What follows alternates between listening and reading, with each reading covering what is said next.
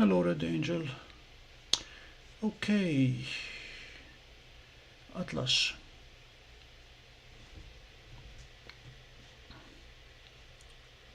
Look for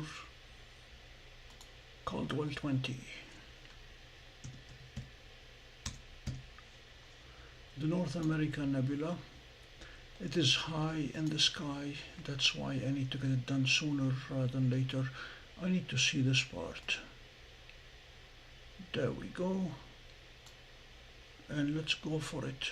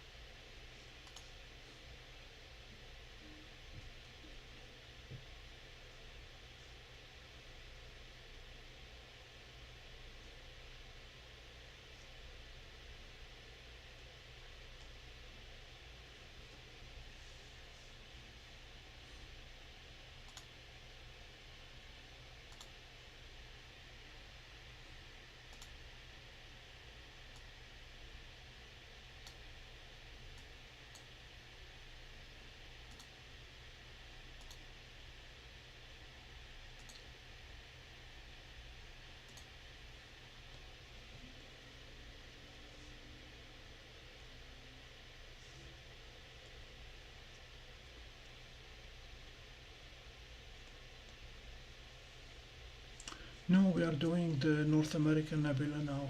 The picture of the Eagle Nebula was from last time.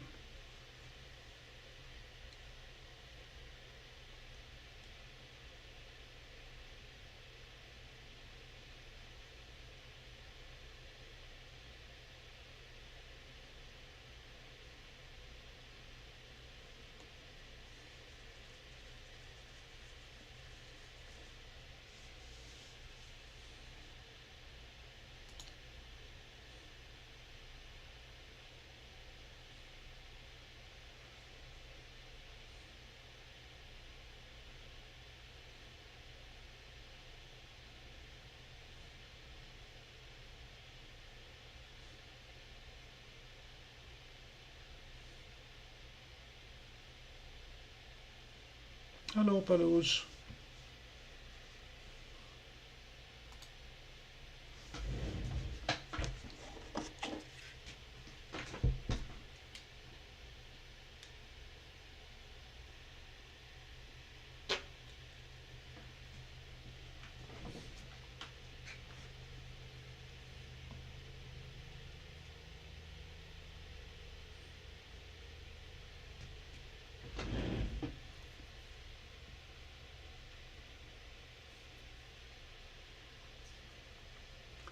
It's looking like the North American Nebula is too high in the sky for where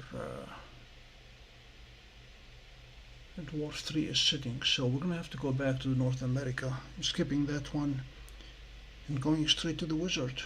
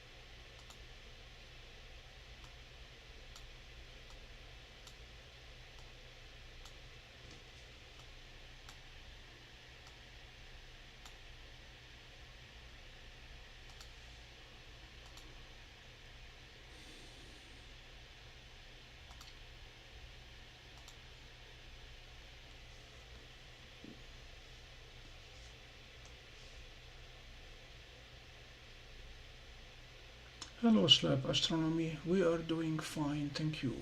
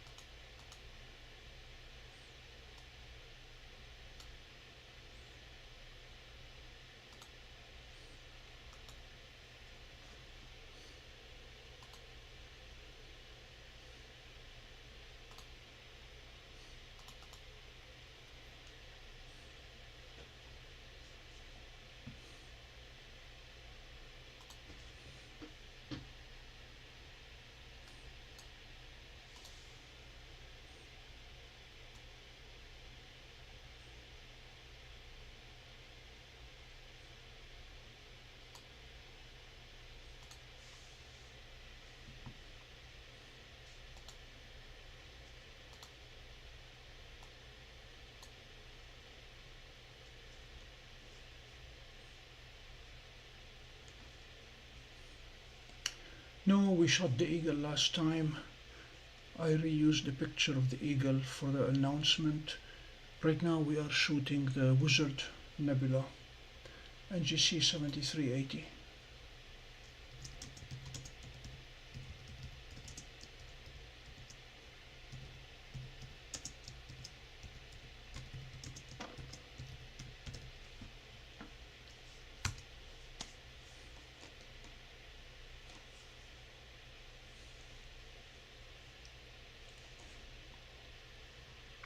We will be shooting the Wizard Nebula and then the Cave and then California. It appears that these will be the three targets tonight.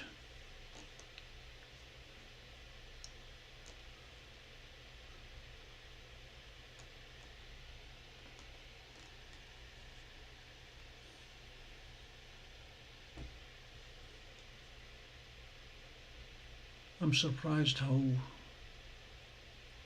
dirtier Sea-Star is tonight.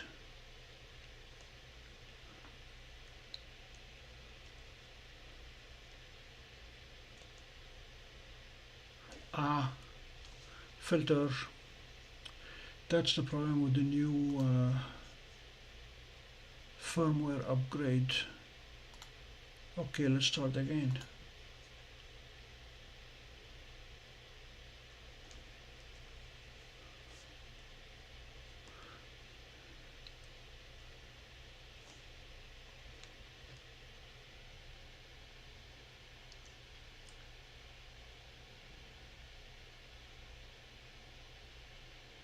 I am using the Sea-Star S50 Smart Telescope on the left and the Dwarf 3 Smart Telescope on the right. Slab Astronomy, you appear to be new to this channel, so I'll appreciate it if you'd subscribe and like. Thank you.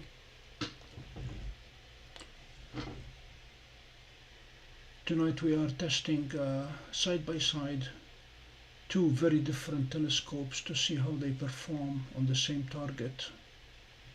The field of view of Sea-Star is a lot narrower than the field of view of Dwarf, obviously.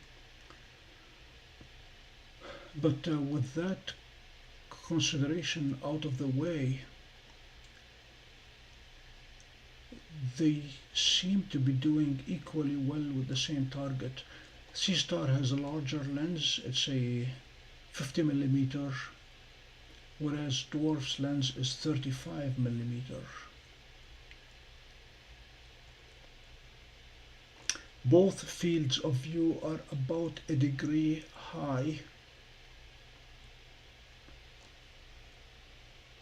which is why they appear to be the same size target.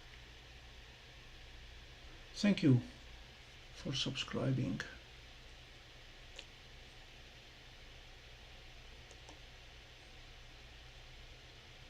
Over the past 3 days, wow, Palooza, it has been 3 days since I got the new telescope. We have imaged moon and sun, galaxies. We had the first batch of nebula yesterday. We're doing a second batch of nebula today. It looks like we will have clear skies again tomorrow night, and that's when I plan to test the polar equatorial mount on the dwarf.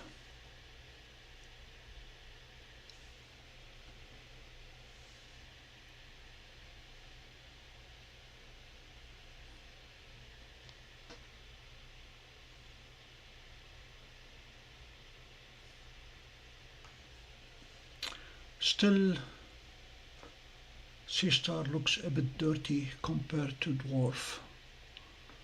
A lot more stars there. This is the first target that differentiates dwarf from C-Star in terms of the bandwidth of the dual band filters. C-Star advertises the width of their dual band as being just a touch wider than those of dwarf. Let me see if I can find those stacks. Martina Brigitte Zimmer Heil. Guten Abend. You are welcome. Hi Zina.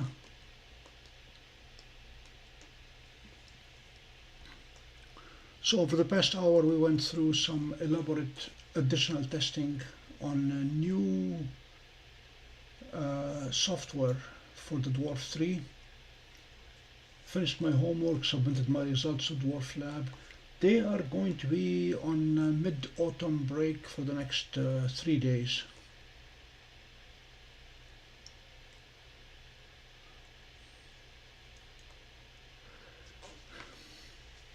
Martina, if you are not subscribed to the channel, please do subscribe. Thank you. Let me find the specs on the two sets of filters. And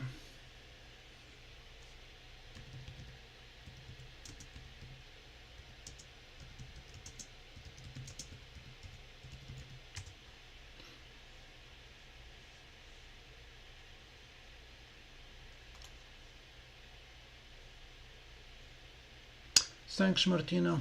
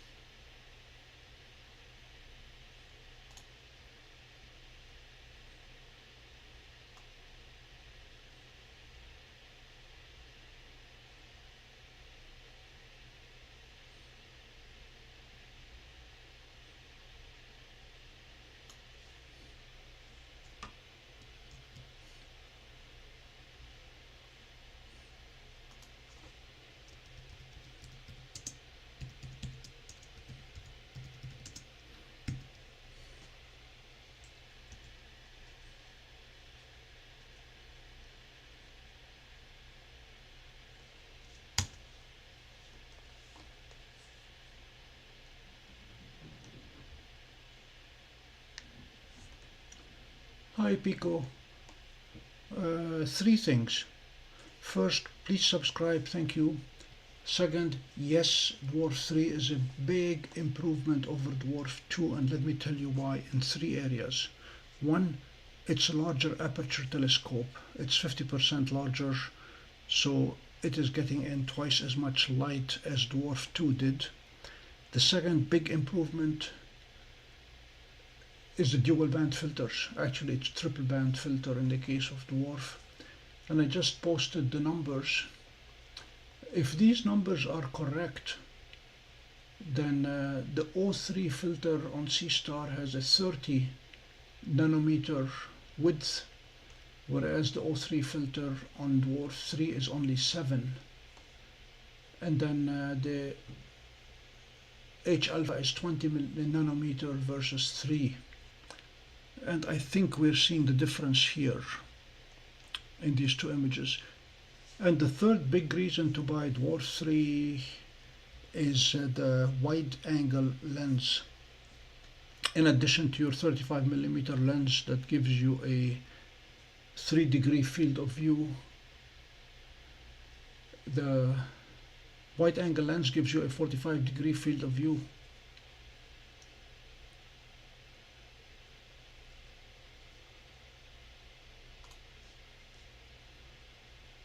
And if you decide to buy Dwarf 3, you can get $10 off by ordering it in the link below.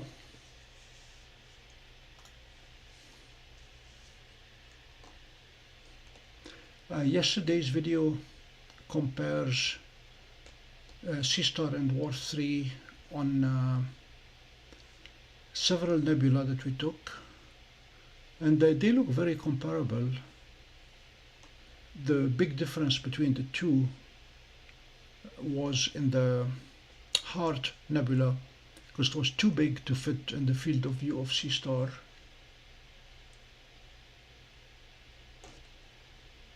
Yes, and I'm covering part of that. Let me show you how much bigger. This is how much bigger it is.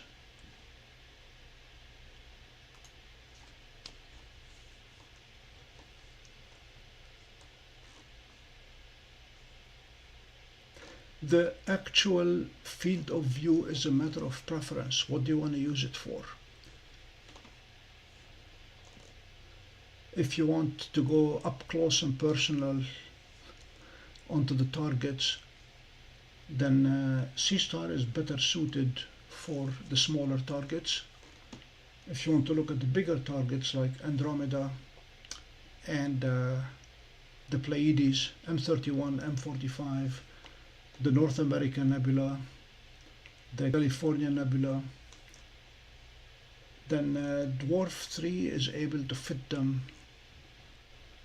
C-Star is putting out a mosaic mode where you can build the sky in little pieces.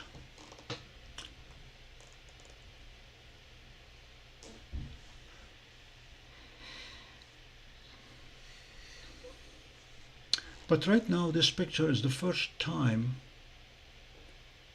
where the width of the dual band filters is coming into play.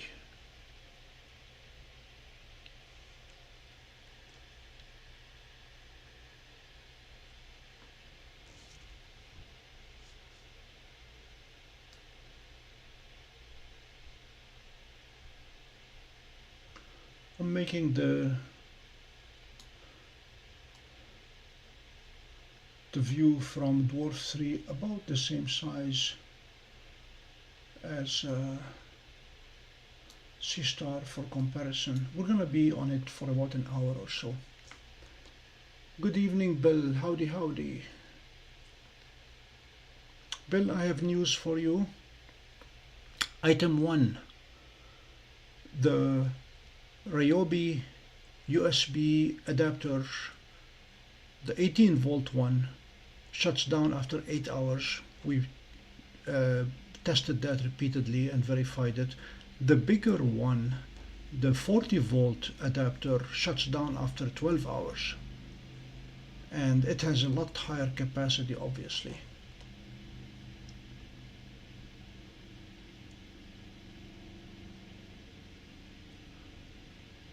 And the second item of business, the test that we conducted yesterday on a whole bunch of nebula. To wit, we did both veils, we did the Helix Nebula, and then hopped onto Heart and Soul, and then I think we finished the night with C20.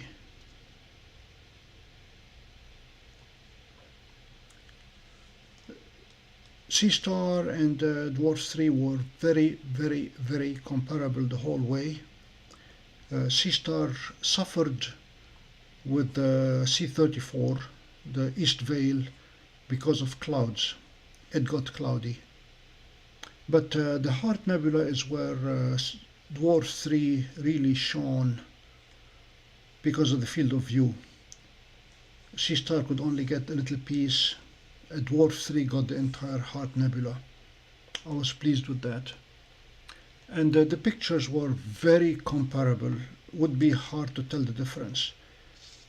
Tonight I would have liked to start with the North American Nebula, but it was too high overhead. Would not have been a limitation, except that Dwarf 3 is sitting on my windowsill. So when I tried looking up, it hit the gutters, literally. So we skipped, and we are looking at the Wizard. And this is the first time in which the width of the dual band filters is becoming apparent.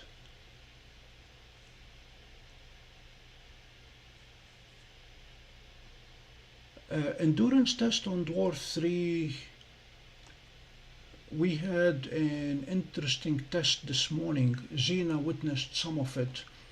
I wanted to image the sun, and as you can tell, Dwarf 3 displays the temperature of the sensor, 34 degrees right now. That is English, not American, or whatever, French degrees Celsius. This morning, while imaging the sun, that thing reached 69 degrees Celsius. We're talking about 156 Fahrenheit. I aborted the test at that point, not wanting to fry the telescope. They recommend against operating it above 45 degrees centigrade. We were at 69 degrees centigrade. I almost burned my hand on the plastic bringing it in. So that was the endurance. Last night from 8 to 9 I ran tests for Dwarf Lab with their engineers online, and as a result of that I take my hat off to them. The findings from last night's tests allowed them to send me a new version of the firmware and the new app by this morning, which I installed. I'm running probably the latest version of firmware and app of anybody around. So we ran multiple tests on this one tonight, again about an hour's worth, submitted the data to them.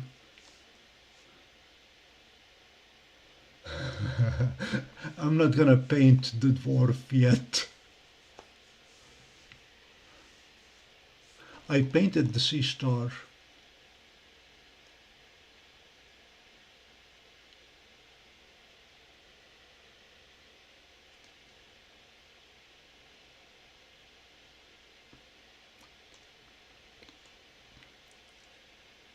Those of you considering ordering a Dwarf 3 smart telescope, you can save $10 by ordering it by clicking on the link below in the description here.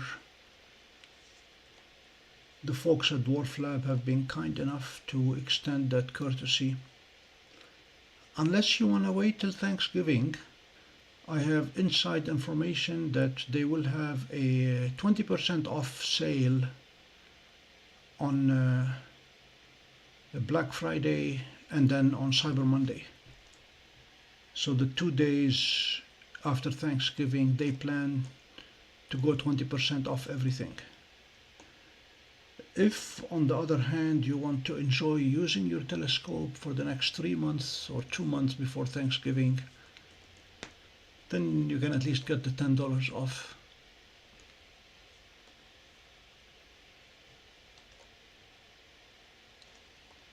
A reminder that we have an almost full moon out there. And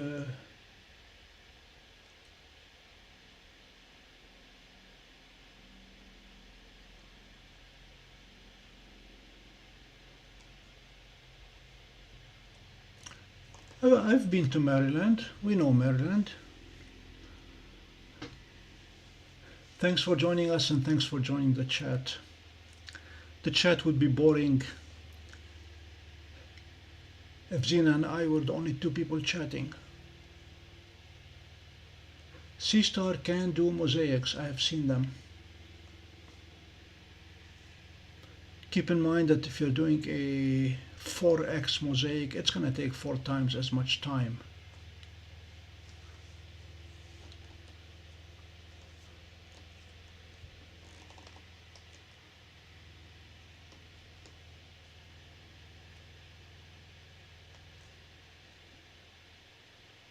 So remembering that the job of the O3 and H-alpha filters,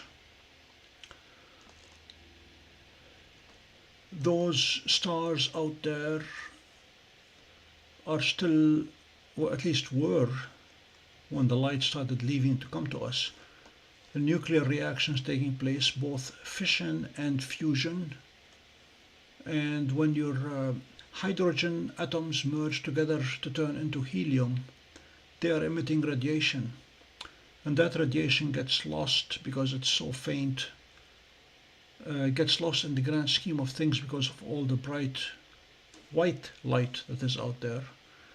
And when your oxygen atoms, the O3s, 2 of them combining into 3 O2s, the radiation that's coming out again is very faint. So by using a narrow band filter at the O3 wavelength and the H-alpha, hydrogen alpha wavelength, you're trying to block out all the noise and filter only the relevant colors from that activity. And ideally, the narrower the band, the higher the quality of the filter. And this is why we are seeing a lot more noise, or a lot more stars around the Wizard Nebula in C-Star than we are in Dwarf.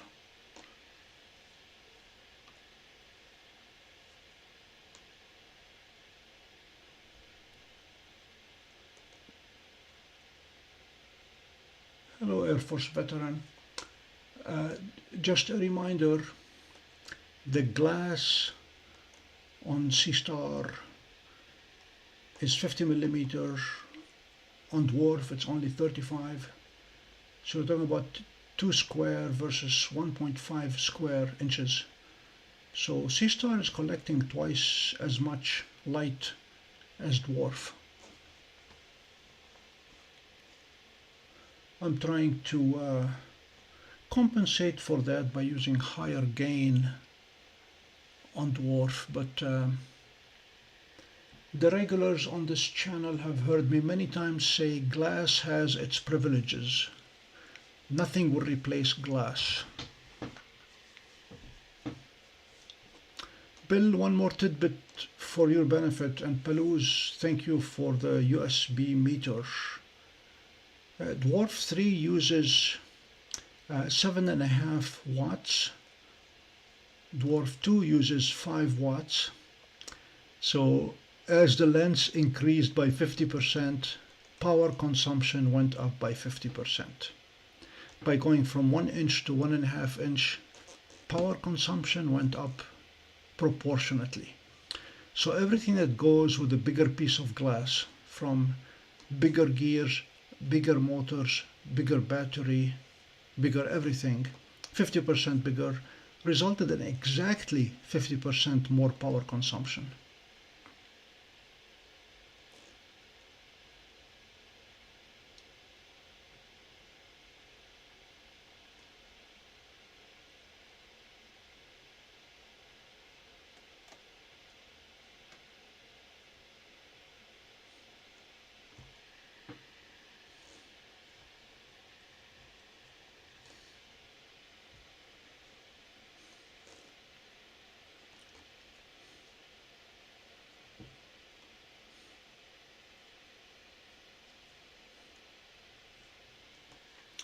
So with the internal battery, I have not tested how long the internal battery lasts yet,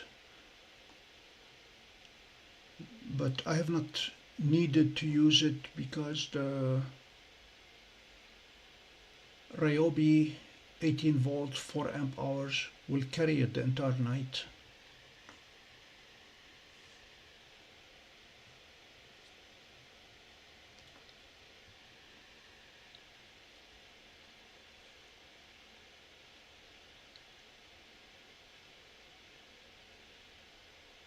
There is a focal length difference between Dwarf 2 and Dwarf 3.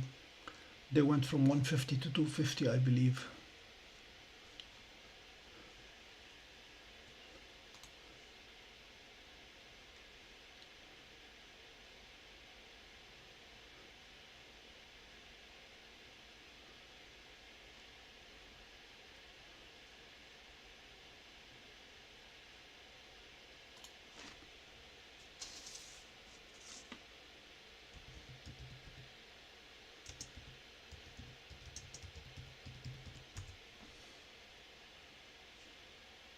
Dwarf 2 has a 675 millimeter focal length equivalent, they say,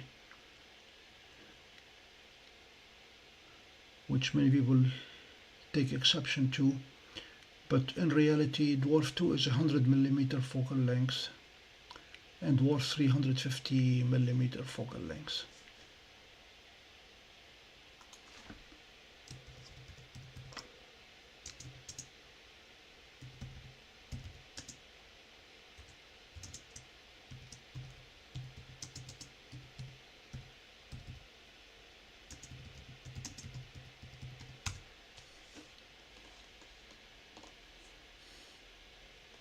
So the 50% increase in aperture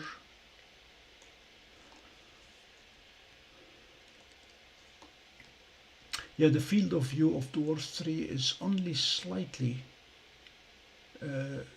smaller than that of Dwarf 2.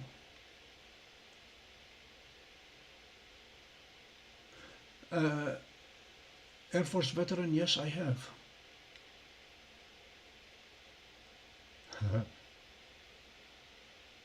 The issues that I had were cable related. That's the beauty of USB cables. You can have two identical cables, both from the same place in the same plastic bag, and they will work differently. And that's the situation I had. I plugged the cable, I did not see it, so I posted my question. And when everybody said it should work, took the cable out, put a different cable in, identical cable, and it worked. So the answer is yes, it works. Good night, Martina. No, it was not the cable that came with it. I have my own cables that I use. I try to get cables that will give me the highest possible charging capacity. Right now on my cell phone, depending which cable I plug between the cell phone and the charger, it will charge either slow or fast or very fast or lightning. 4 different charging speeds, same charger, same cell phone, different cables. So I've been looking for cables that will guarantee me the highest possible charge rate,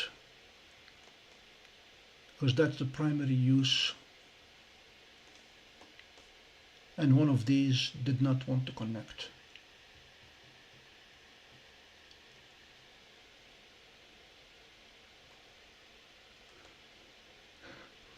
Actually, I still have not taken their cable out of the plastic bag.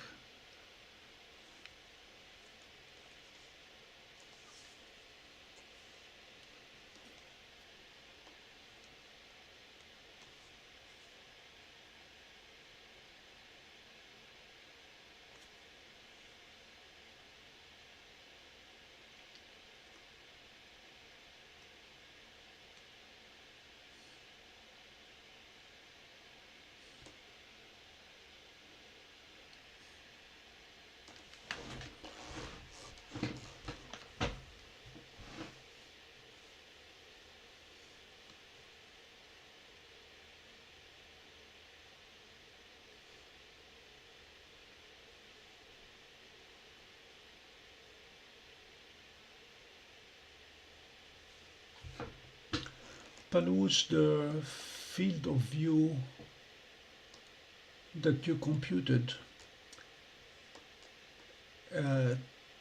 illustrates that the height of the field of view of Dwarf 3 is the same as the height of the C-star field of view, which is why those two targets appear about the same, with a lot more width, 5 or 6 times wider on the Dwarf 3 than the C-star.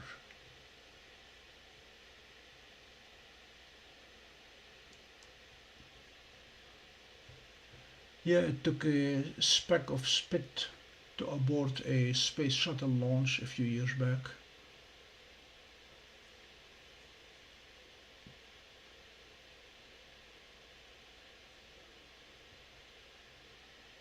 Zena, that's the plan. I had intended to do 4. We lost the first one, so we're doing the remaining 3, unless the viewer have something else in mind that we can do at midnight.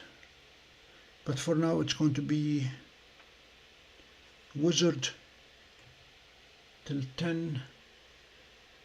I'm really looking forward to the Cave Nebula to see what Dwarf can do with it. And then we're going to hop over to the California Nebula. It will be high enough. We'll do that for about an hour. By the way, none of those targets you can do justice to with just 1 hour. I mean, ideally I would spend the entire night on one of them. But for now we're just... I've had the Dwarf 3 for 3 days. So I just want to try everything quickly.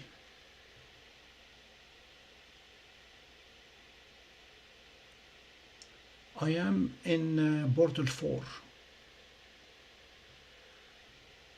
I plan to take the scope to a Bortle 2 area when I get a chance. They do have a light pollution reduction filter built in, but I don't have light pollution here, even though we are at Bortle 4. And what you cannot see, and I will show you right away, is the field rotation at the edge.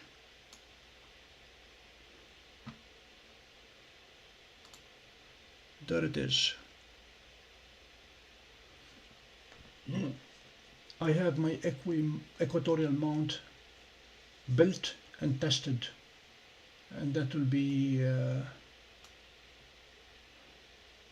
most likely later this week.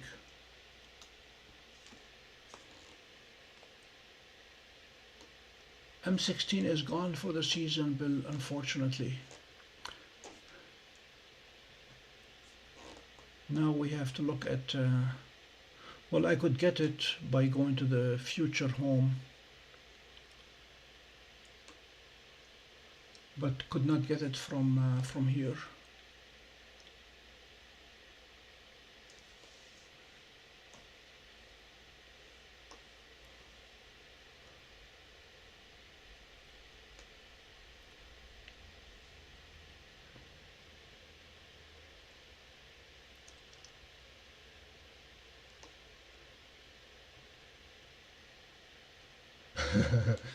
TCRB. We're skipping TCRB tonight.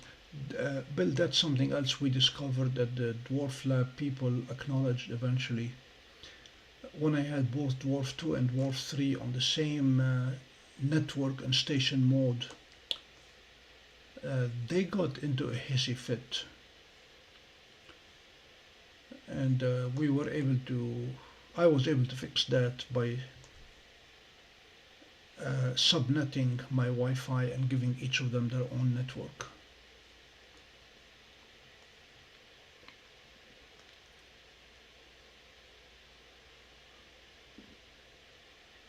But since there is no real value in having both Dwarf 2 and Dwarf 3 up and running at the same time, don't need to worry much about it.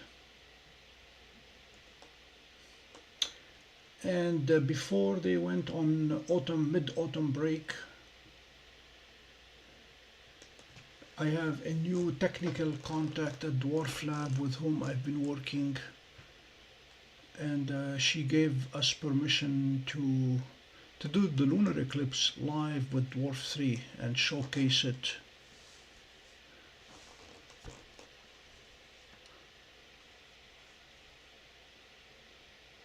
I have not done clusters yet.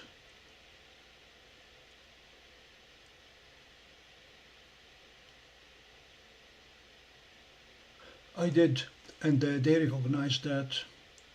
If that you're talking about, Bill, is the two scopes on the same network, yes, they acknowledged that it could be an issue, and they liked my solution. But their preference in that case would be to go directly to each scope, not station mode, but use the Wi-Fi out of the scope.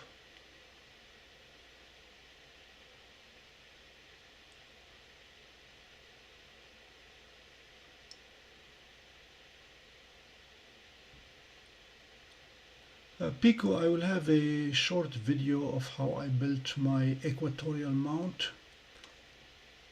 I bought an angle bracket, 90-degree bracket from Home Depot for $8.95, and I bent it using a long 2-inch pipe. I bent it at exactly 47 degrees because I am at 43 degrees latitude, and knowing the orientation of my house, I painted orange flares on 2 trees that are about 150 feet apart that point exactly to the North Celestial Pole, and I put my tripod with the 895 angle bracket exactly lined up between them, and that's what I use. Is it perfect alignment? No. Does it matter? No. If the goal is to reduce field rotation, then being off by a fraction of a degree does not matter. If your goal is to polar align so you can find the International Space Station during broad daylight without any stars to play it solve on, then yeah, that's another story.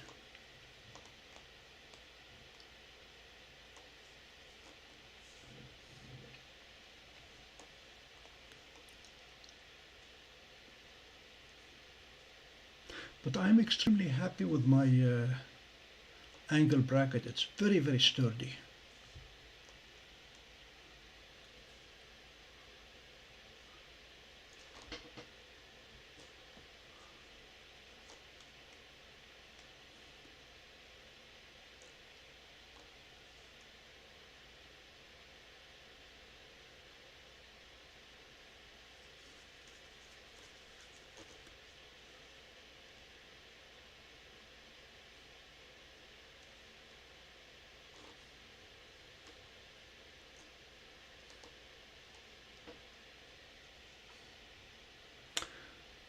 My next door neighbor at the university had a poster on his door which said, "Before I came here I could not spell engineer, now I are one," and showed what looked like a caricature of a young kid graduating from engineering, missing one clue or not having any clue. Hello, Jacob. Where are you? In what country are you?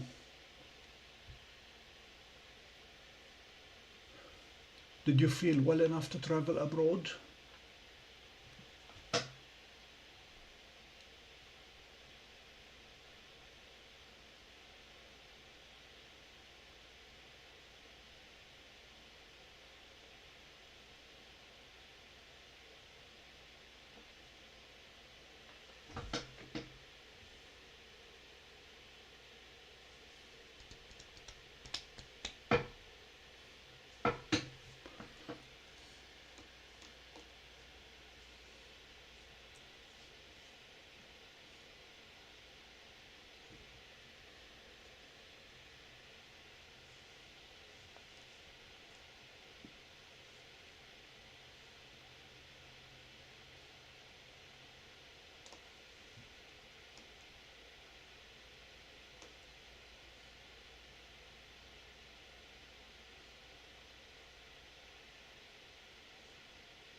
Oh no.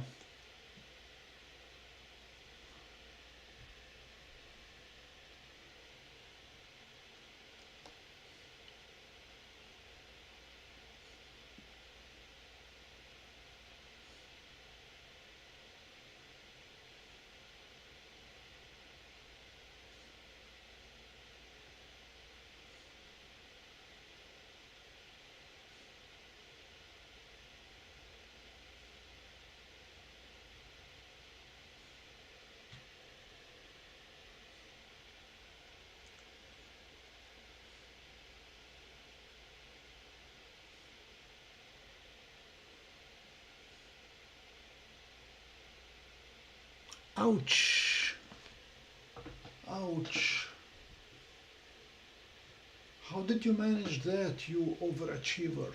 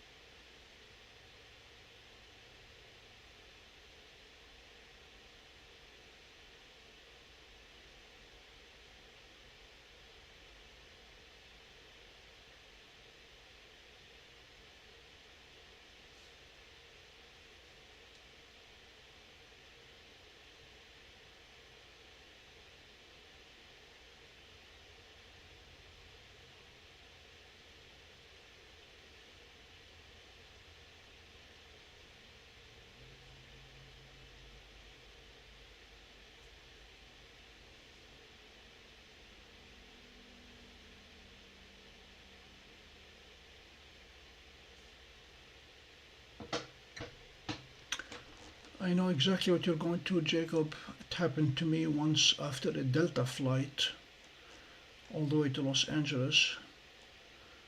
The food on the plane was unappealing, so I ended up eating a half-pound bag of cashews, and that landed me eventually in the hospital with a similar situation. The only difference is that they put a military escort on me, a guard, a very attractive young woman, a major, Air Force major, to watch over me while I was there. That was not fun. Hope you get well soon.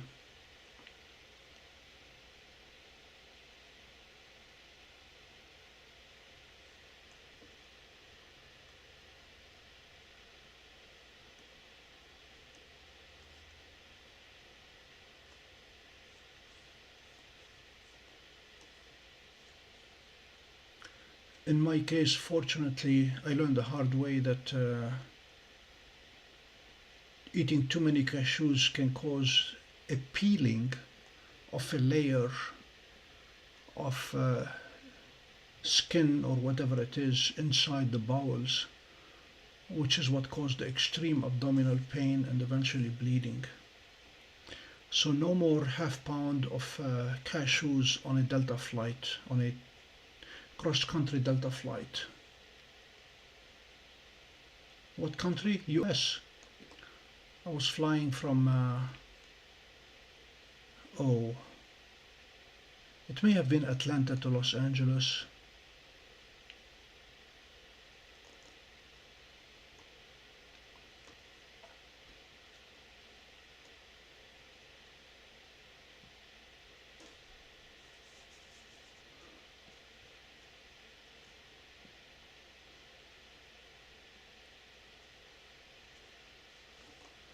Jacob, seriously, is your travel partner gonna be able to stay with you, or do you want me to go and retrieve you from Canada?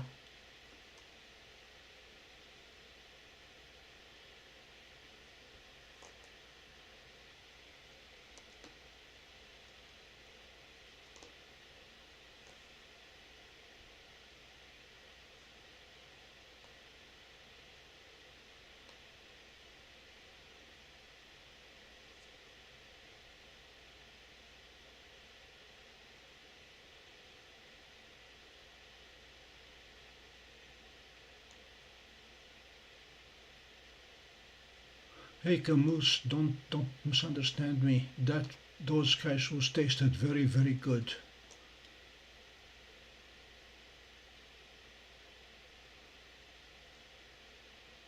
Don't know, Zina, and I don't plan to find out.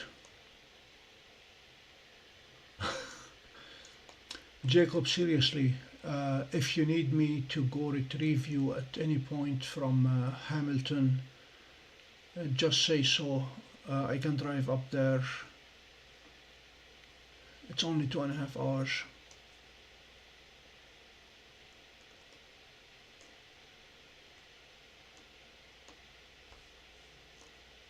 Plus they have St. Michael, and they have the best shortbread cookies.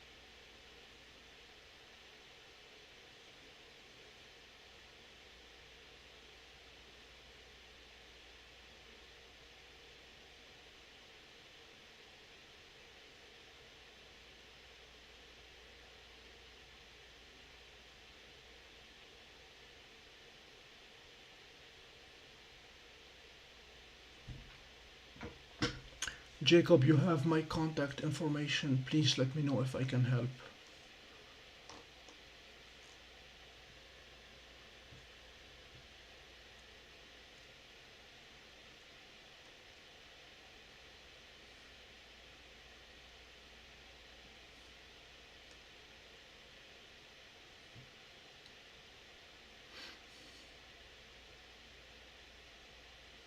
I am on cloudy nights.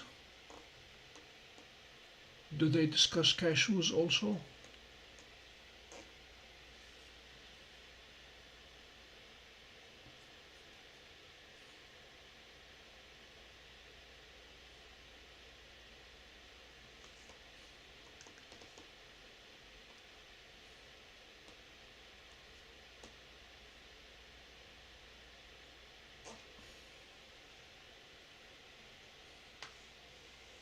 Zina, I do the same for you if you come visit the Northeast. Hopefully if you do, I will not have to meet you at a hospital, but probably at a coffee shop. I'll buy you coffee since you don't drink any.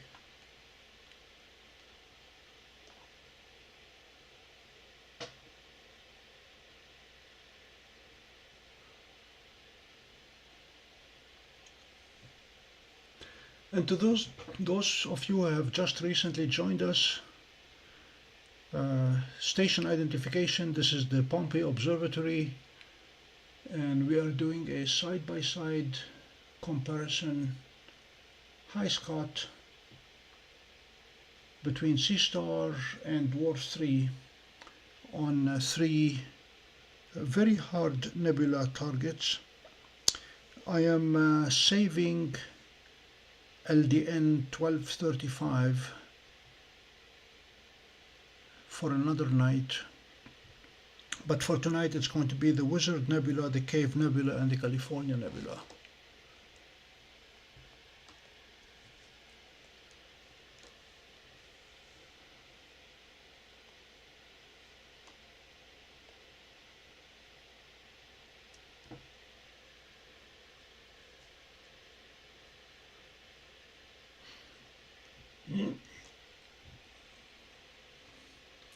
So we have been on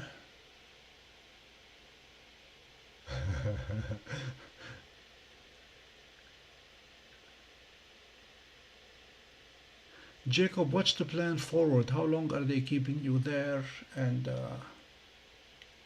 are they doing anything other than pumping saline into your veins?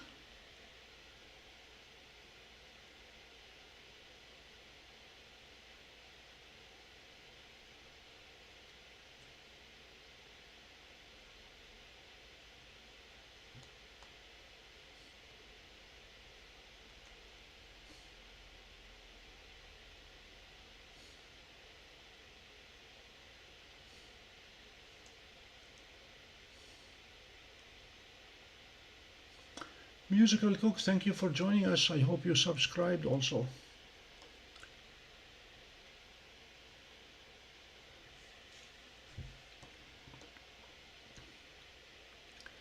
So we have been on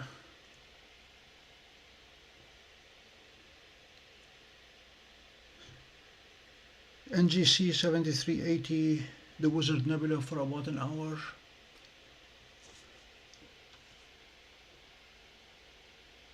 I pointed that the detail of the nebula on C-star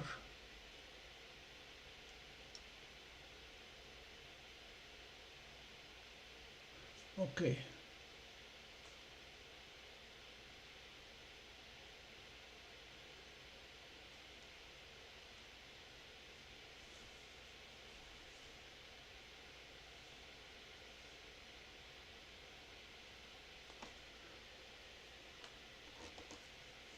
Before you head down to Oswego, check the weather forecast. Right now it's not looking good for Tuesday, but yeah, I certainly would love to see you even for a little bit.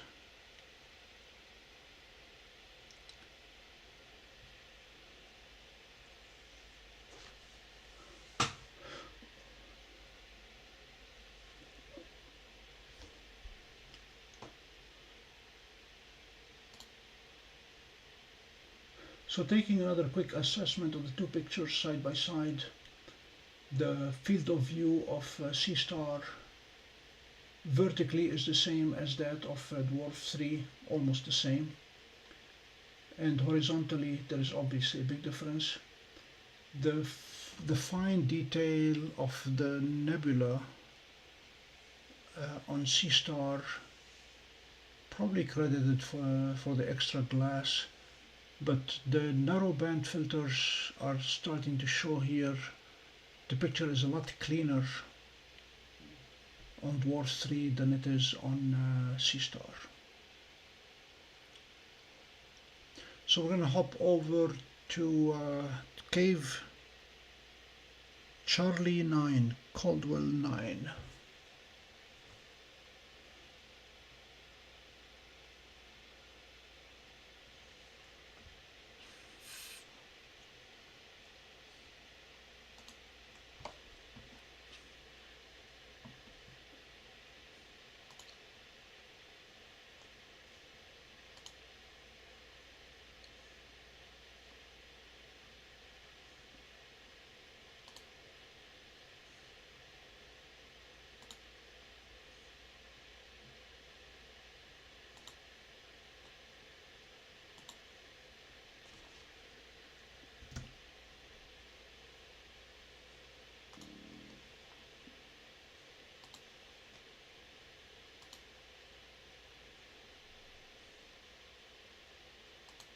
This is going to be a difficult target, but I'm looking forward to it.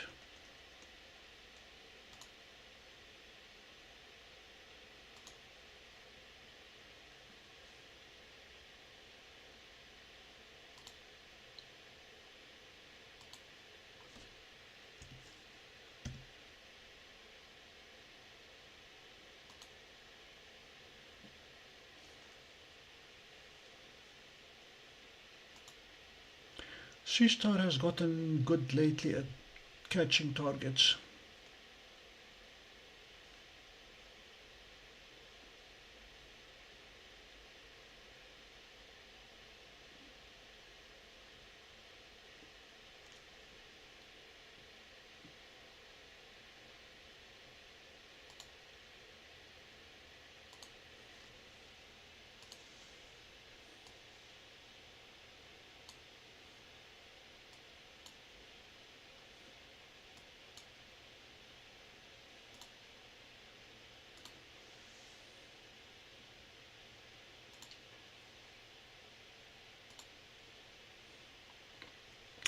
I may have mentioned earlier, but many of you did not hear me because you were not here, that I am blown away by the cleanliness of the sensor on the Dwarf 3. I have not had to take any darks, and I have yet to see a single squiggly or hot pixel, red, green or blue.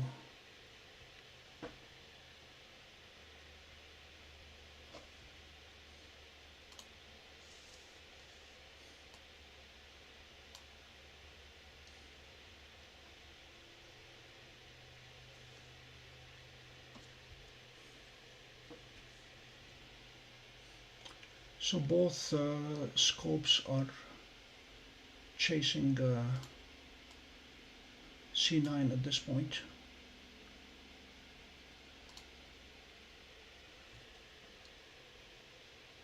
And I'd like to give it a full hour. We may need more on this one, we'll see, we'll play it by ear.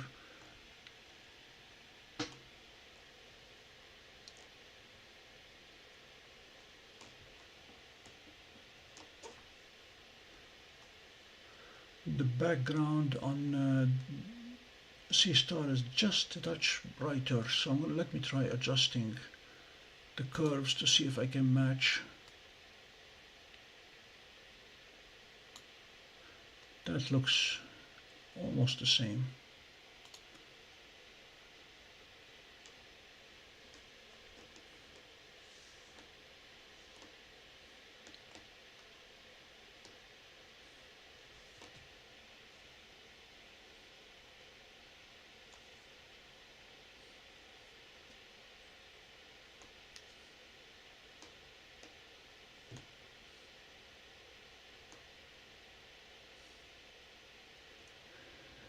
Palouse, the answer is definite yes. Dr. Robin Glover, SharpCap, has just released a new program, or an update to SharpCap I should say, that allows you to adjust the exposure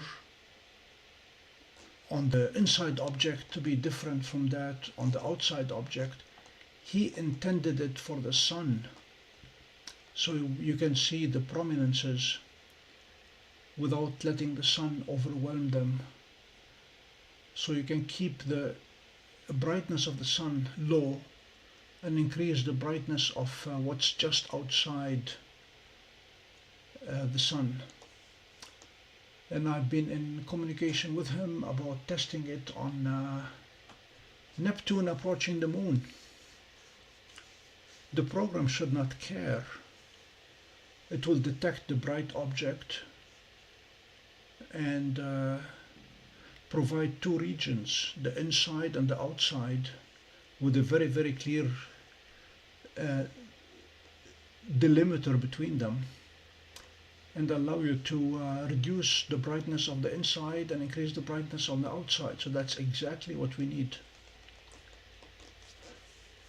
I plan to test it in a night or two on the moon, see if I can darken the moon and brighten the stars around it.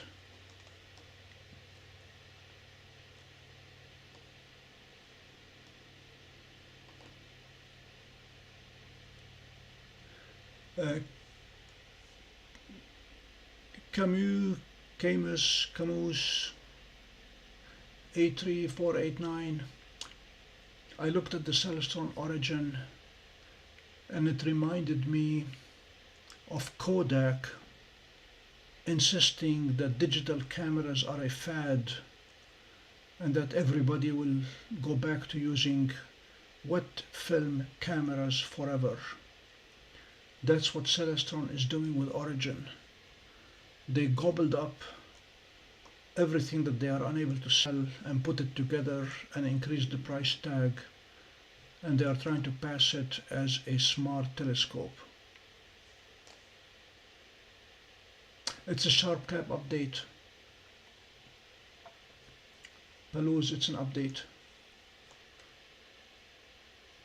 So if you look at what Dwarf 3 can do and compare it to what Origin can do,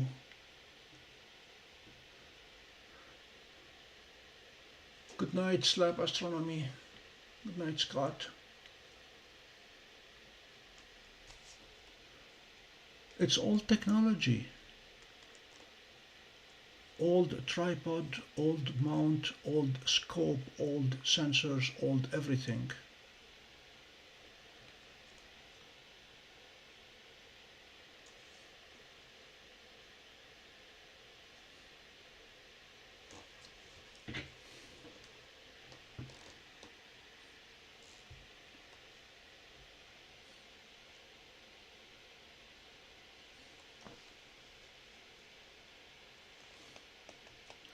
Granted, it has a wider aperture, but so does my 11-inch Edge HD.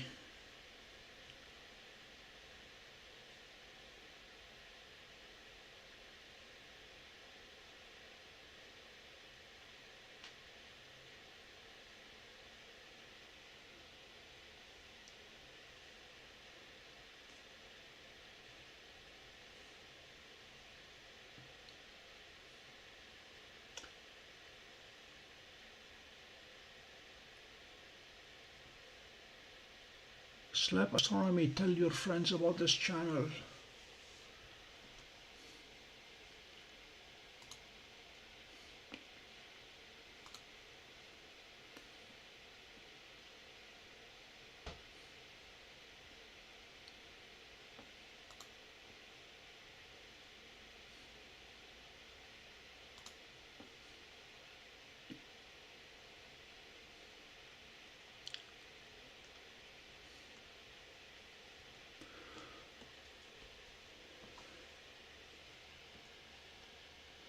Bill, it wasn't long ago that we were talking about 3,800 subscribers.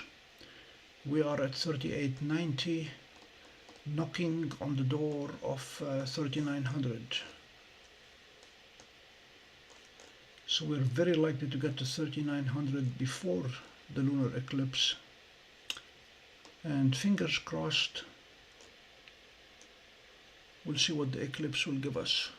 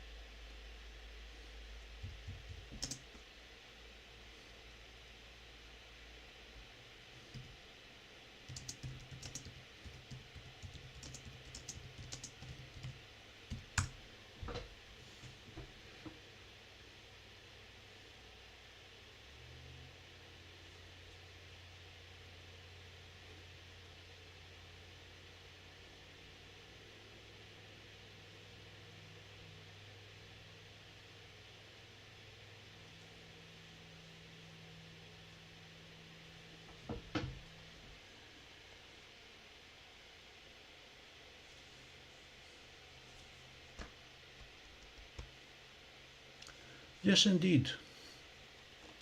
New friends.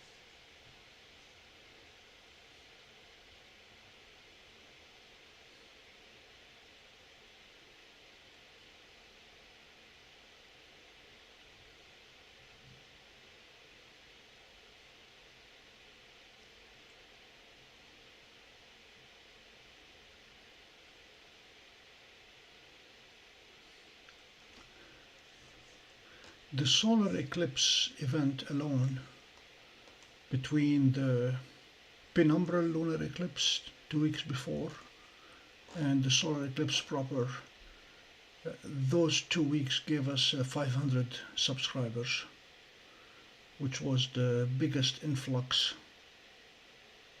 in such a short period.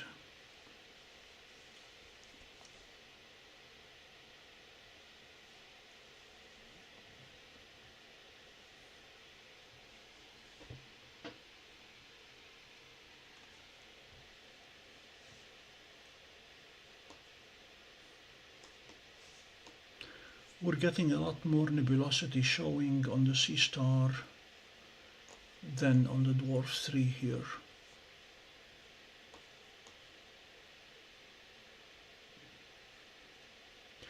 And we're almost able to see the cave.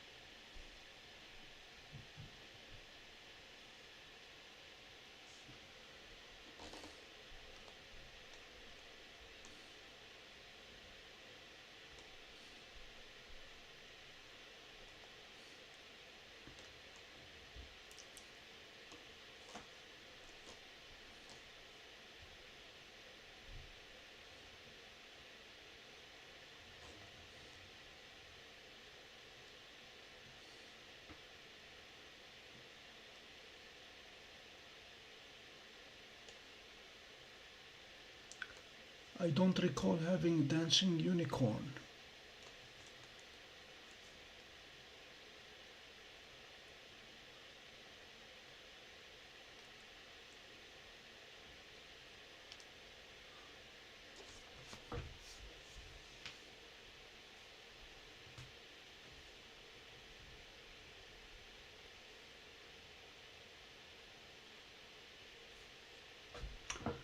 Good evening, Randy. It is. I would have liked a different way of managing the curve. The way I manage the stretching on GIMP or on the ASI Studio is slightly more practical than the curves on Dwarf 3, but I take them.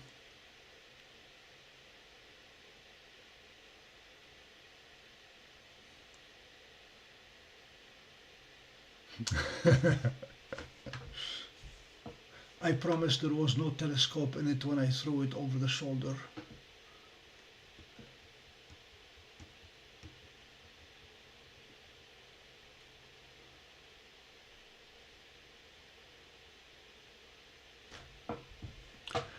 Randy, the Sea Star provides essentially the same thing but in 3 pieces. You can adjust the brightness, you can adjust the contrast, and you can adjust the saturation. And in the case of the dwarf, yeah, in practice, if you want to do it right, you don't have to move the top and then adjust the lower end. But what I would have liked to do is to be able to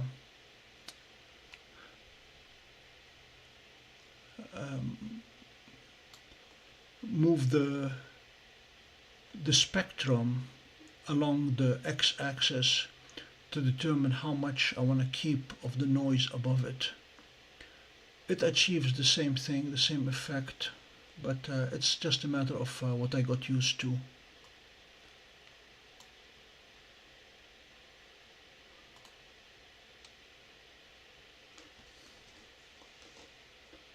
I think I just brought in too much noise.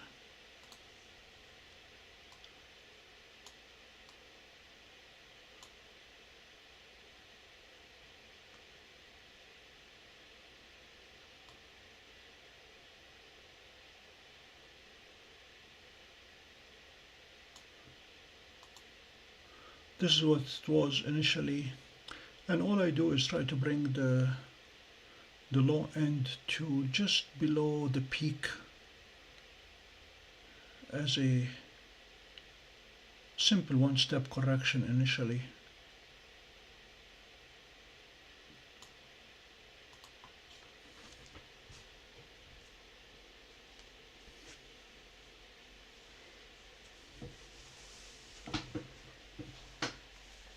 Bill, did you see the video around the 4th of July of a young man lighting up fireworks?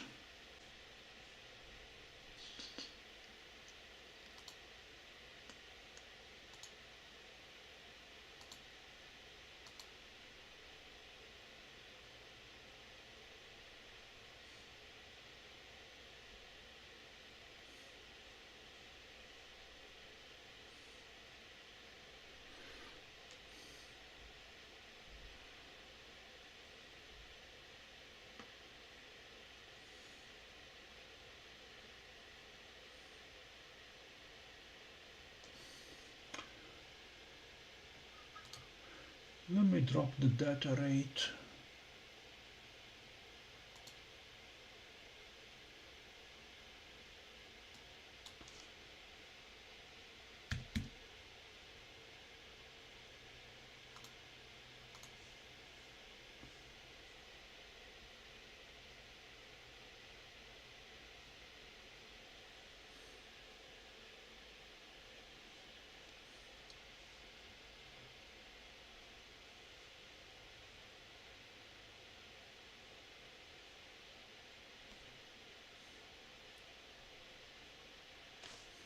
Trying to see if I can manage the frame rate out of OBS Studio, since we're not seeing high-speed action here.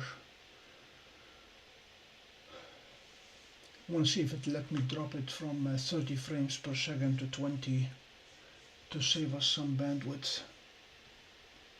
Stand by and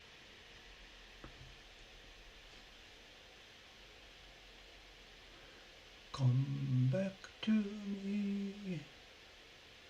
All right. That is a dangerous trick. Don't try it at home. You stop streaming and hope that YouTube server does not notice, and then change the frame rate and then start streaming again, and try to do it all within the timeout time of 5 seconds. The audio that you missed, Jacob, is a short video of a young man trying to light up an explosive, basically half a stick of dynamite on the 4th of July, lights it up with a lighter, and then instead of throwing the explosive, throws away the lighter and keeps the explosive in his hand.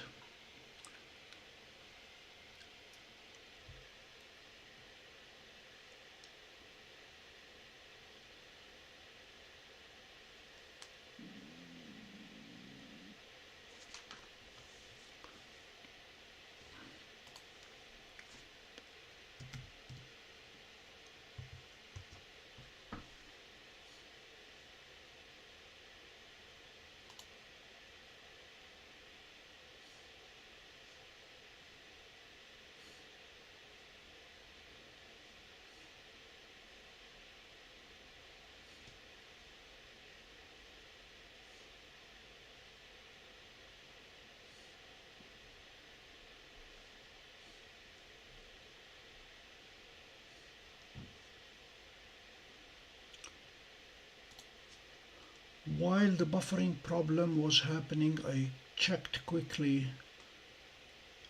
the data rates, the speed. I ran a speed test to see what's going on out of my computer to the outside world and back, and I was still running 600 megabits per second in and 30 out. So don't know that the problem was on my end or whether it was on YouTube's end.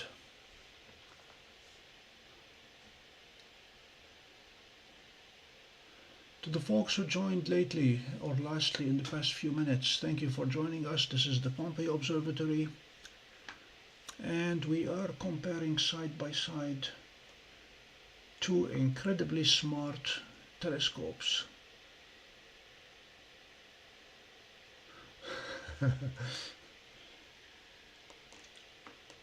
Tonight we have three hard targets. We did the Wizard Nebula earlier on. Now we're doing the Cave Nebula, Caldwell 9. And then we're going to move on to the California Nebula. Both telescopes have dual band filters, except as advertised, the Dwarf 3 has a much narrower band on its filters than the C-Star. C-Star has more glass, it has a wider aperture, so it's capturing 50% more light per frame, and that's why there is a lot more nebulosity showing up on C-Star than on Dwarf.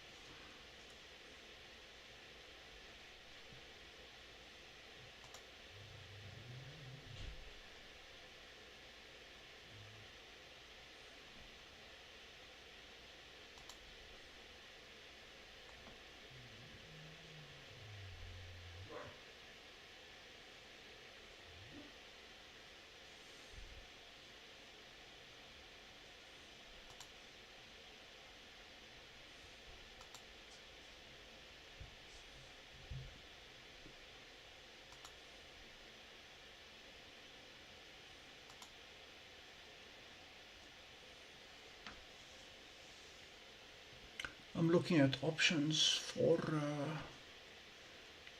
our fourth object for the night.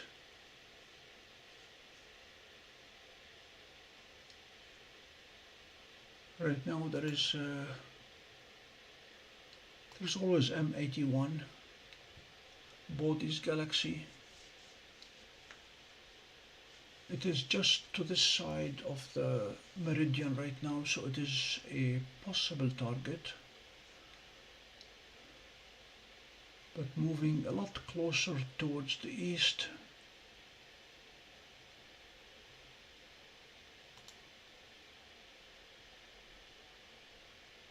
There is Caldwell 28, which is an open cluster, I believe.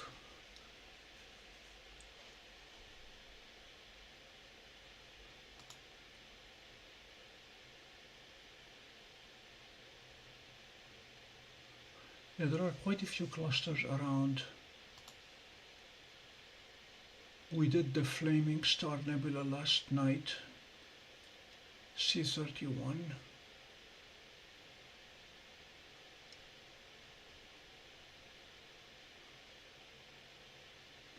It's amazing how, looking at the map on Stellarium, there's a huge area of emptiness all the way from the east to the south meridian with nothing.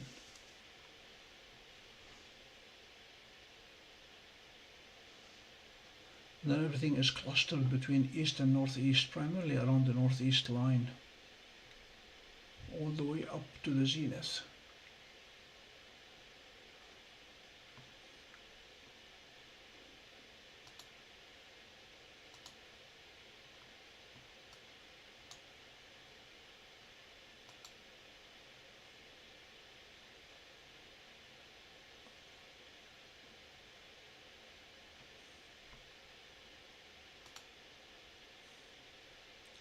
Aha!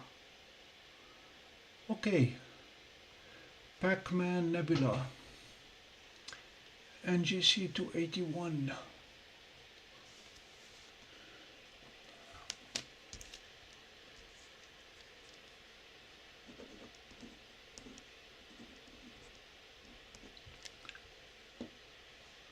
All those in favor say aye. Opposed? The ayes carry it.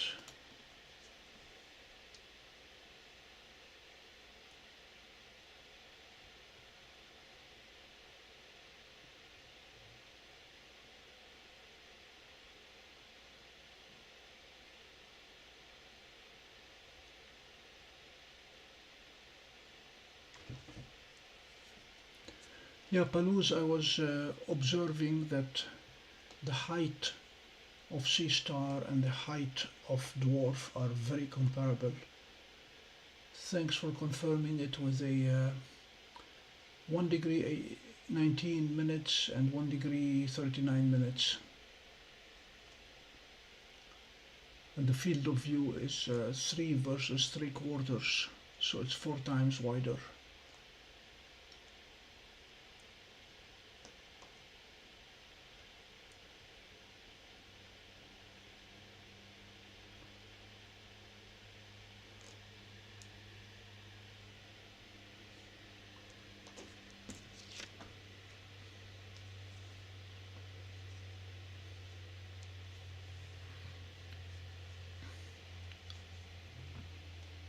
It is my understanding that the California Nebula rises later,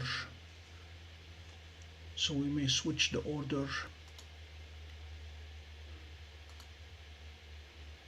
and attempt to do the Pac-Man next and then California last. Jeannie is not here, speaking of California last.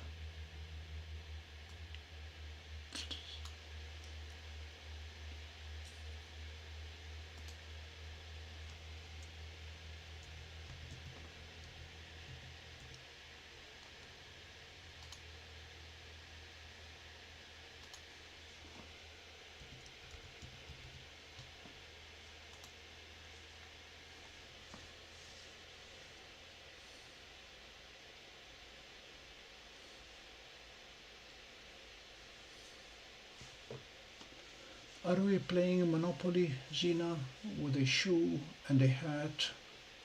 We're missing a dog and a car.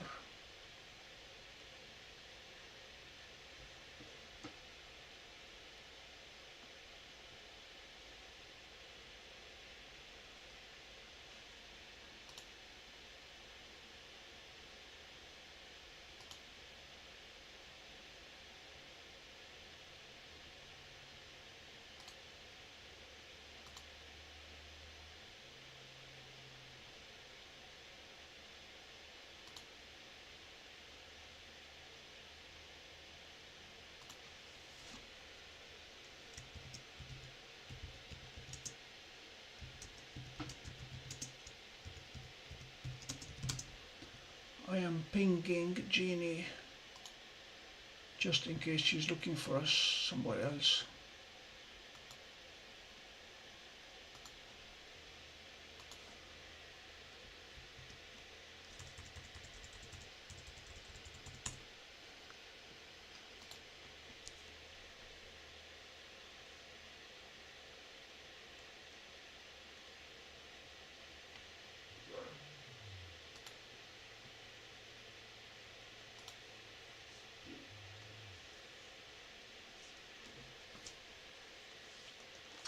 There was a very terse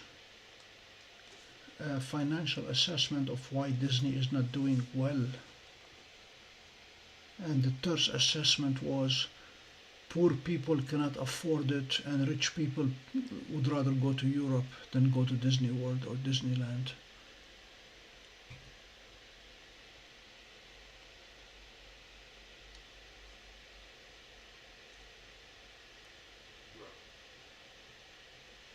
Last time I went into a Disney park was 1994.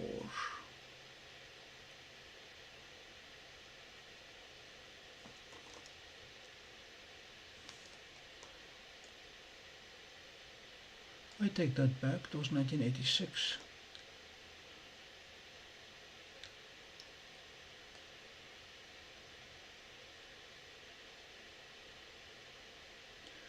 Yeah, the prices have become really out of this world.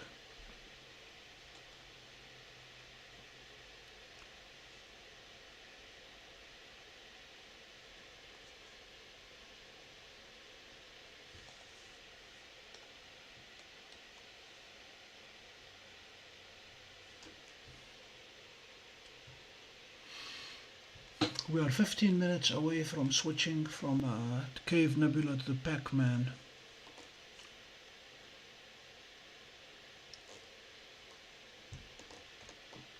And then we'll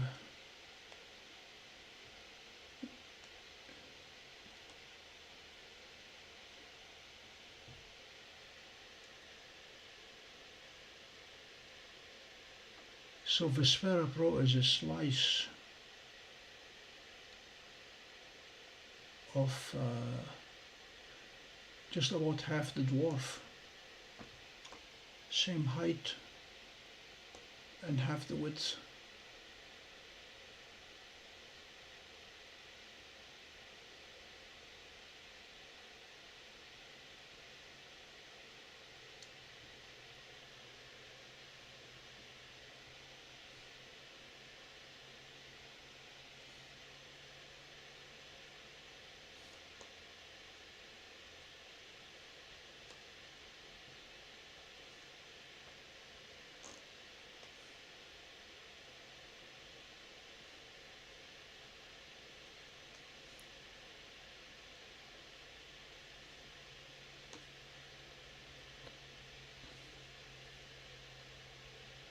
The stacking rate of Dwarf 3 and C-Star, very comparable.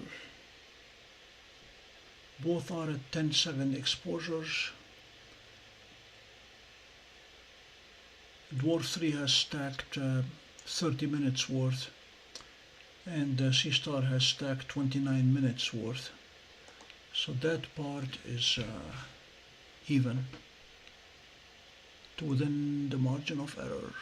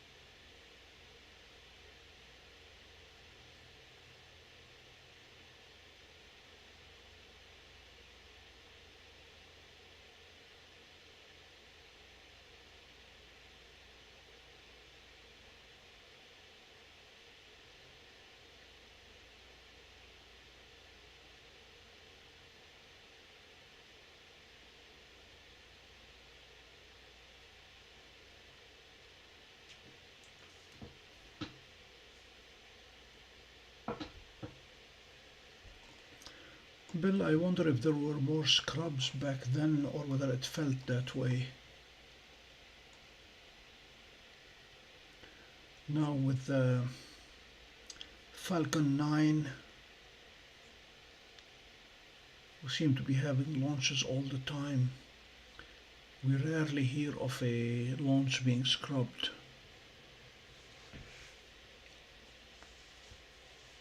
Well, no people on board makes a big difference.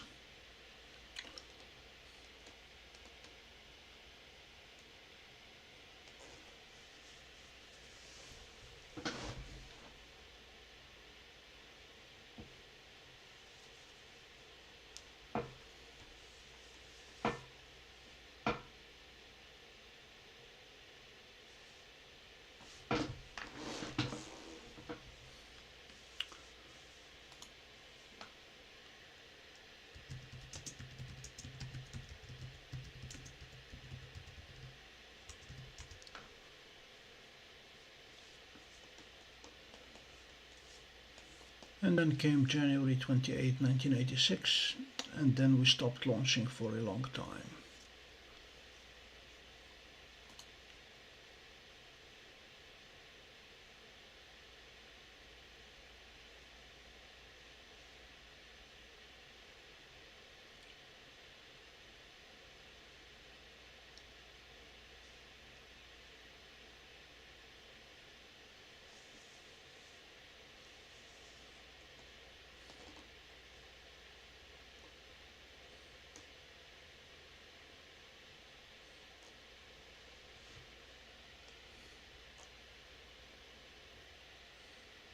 Yeah, Xena, Challenger.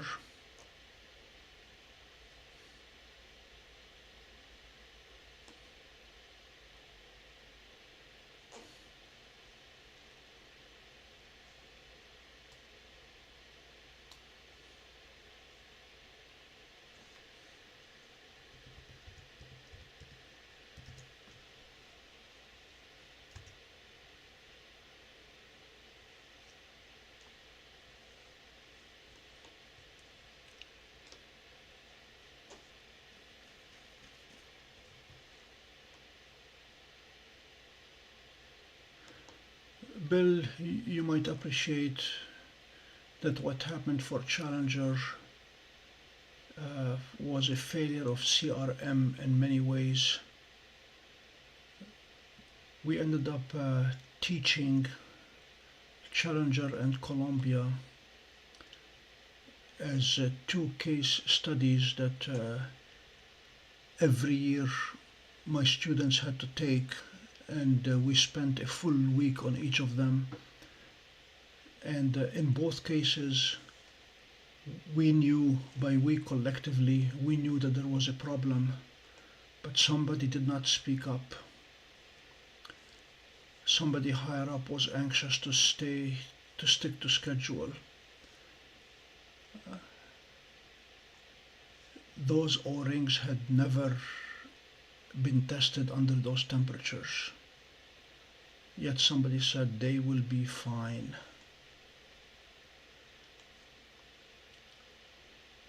Columbia was another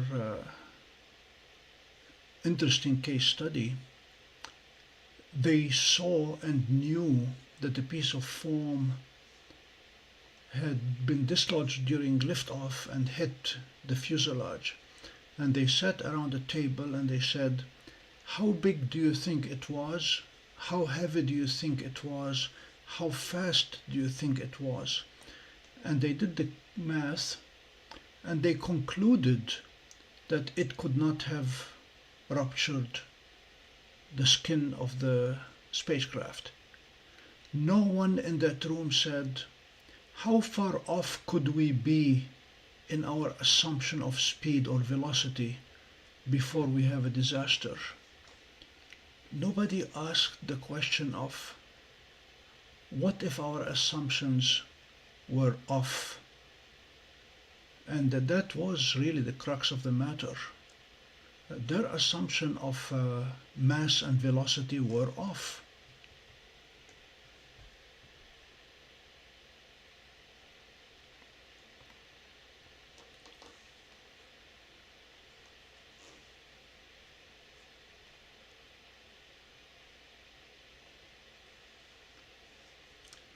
Yeah, that incident, February 1, 2003, I will never forget.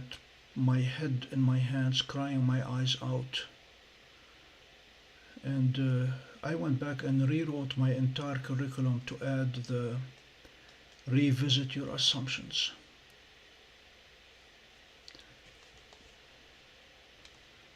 We can make reasonable assumptions all day long, until and unless we red team them, test them, challenge them, war drive them, any term you want. We as a government are not used to having anybody challenge our assumptions.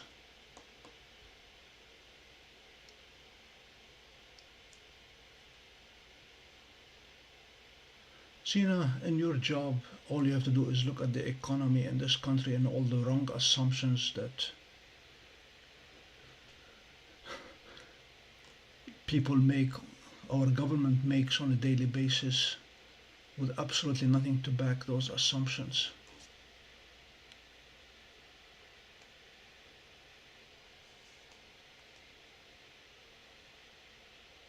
End of rant.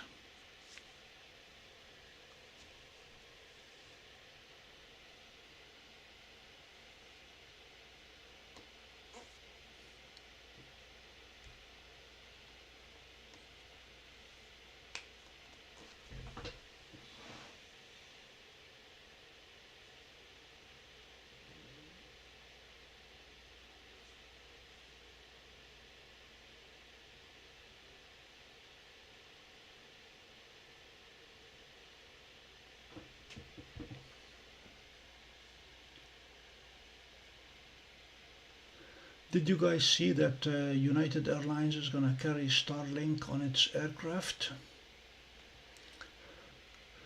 When I saw that post on Twitter, I tweeted back the simple question, show me the assumptions. I don't think Starlink has the capacity to serve everybody in heaven and on earth. 1,000 United aircraft initially, plus the tens of thousands of users on ground. Somebody do the math, show me the math. I don't think it's gonna carry it. We're gonna go from maybe 50,000 satisfied customers to 100,000 unhappy customers.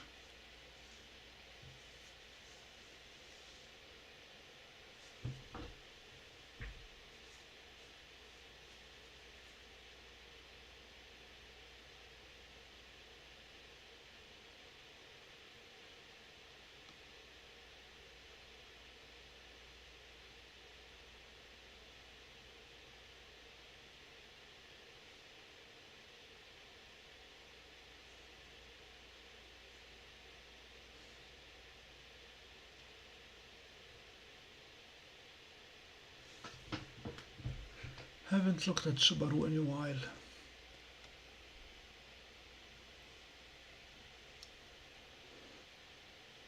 Okay. I guess it's time for us to wrap up. In about an hour of elapsed time, we had 40 minutes of stacked time.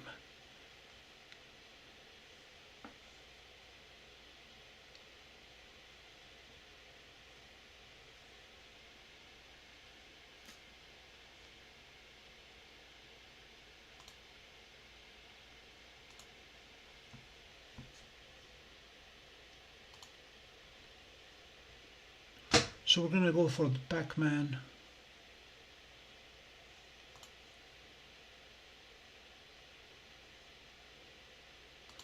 And then the nightcap will be California.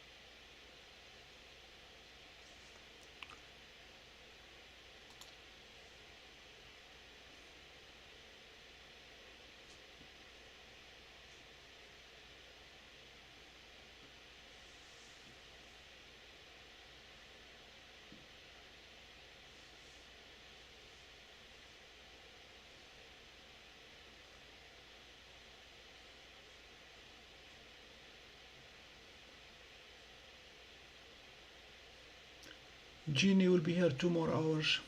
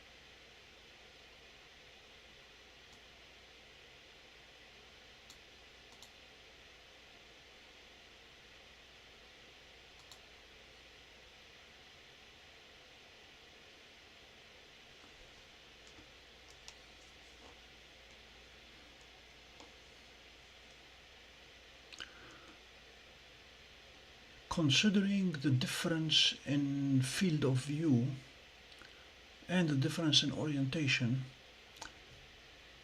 C-Star uses a 2 megapixel sensor, Dwarf uses an 8 megapixel sensor. However, even though the sensor is 4 times more dense, 4 times higher resolution, the actual surface is closer to 5 times more. So on a per pixel basis, C-Star is the one with the better, more pixels per arc second than Dwarf. And those pixels are being filled by more glass. And this is why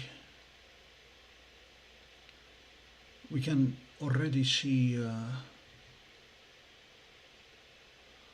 Pac-Man of sorts, if you will, in C-Star after only 3 minutes of stacking.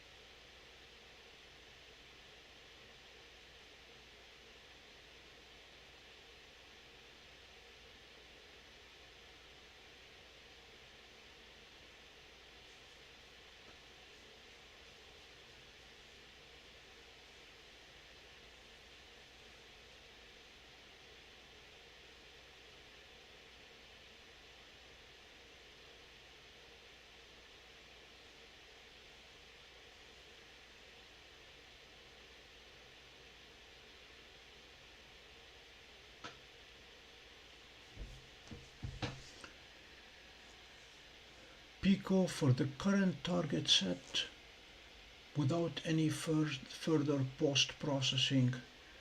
C-star is giving sharper images.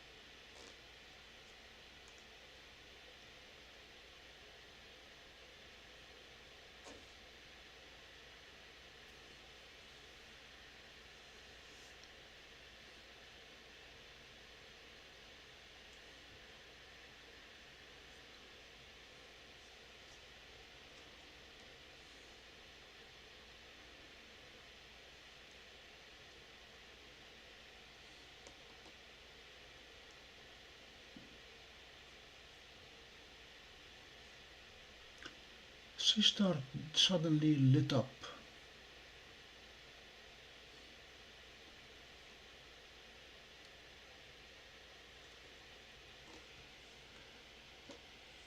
The only thing I've seen, Bill, is people are talking about an announcement in September.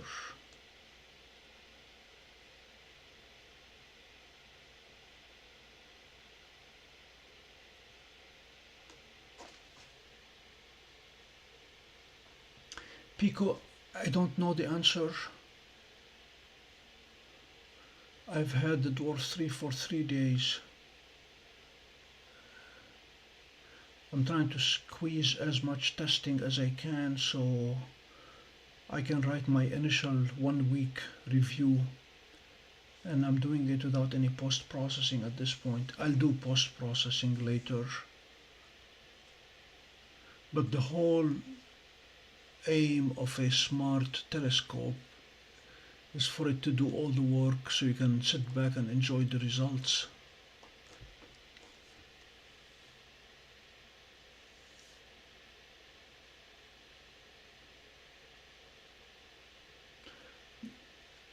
Zena, don't know about the power part. It's a wider field of view.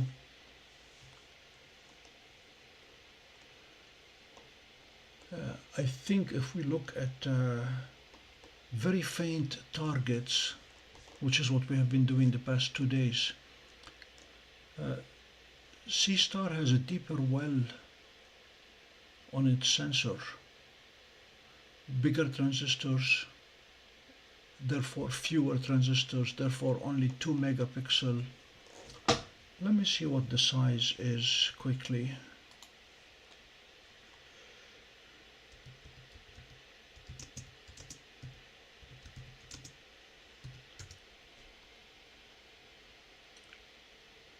It's the IMX678.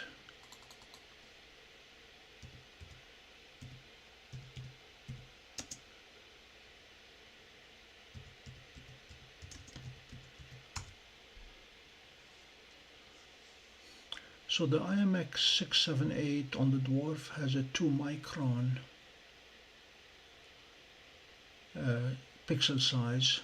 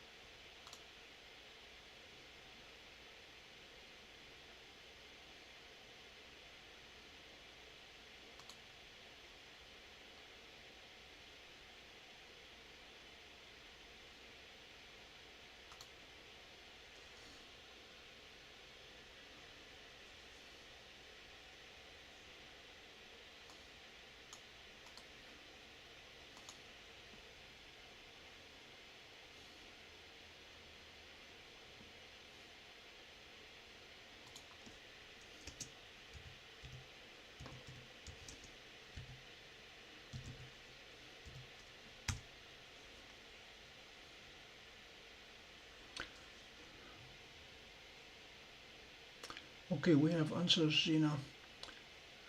The sensor on C-Star has a 2.9 micron pixel size, whereas the sensor on Dwarf has a 2 micron pixel size. So each pixel on C-Star is capturing 45% more photons to convert into photos. And that bigger pixel size, 45% bigger, for effectively 45% bigger glass also, is what allows C-Star to see fainter objects than Dwarf. If we were to come back to this picture or any picture and remove the filters and to see how faint the stars that they can see, that will be a telling comparison.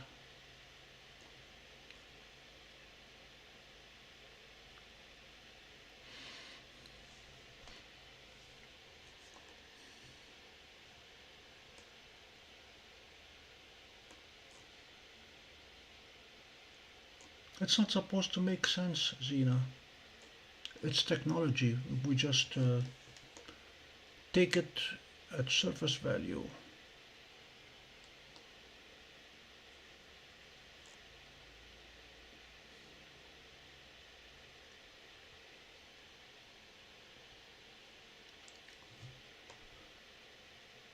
We're going to refrain from discussing well size.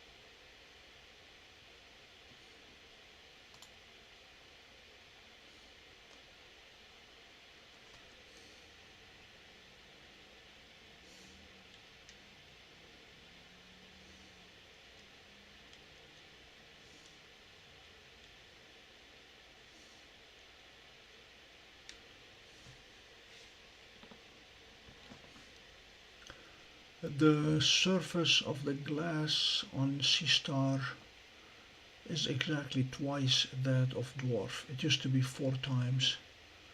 Now it's only twice. 50 millimeters versus 35.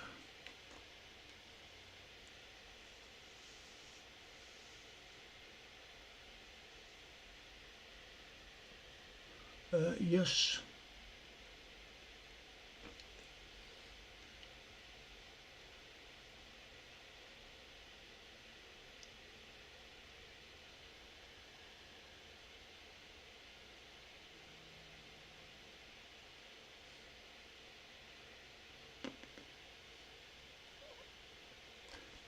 Palouse, have you made the same computation for dwarf?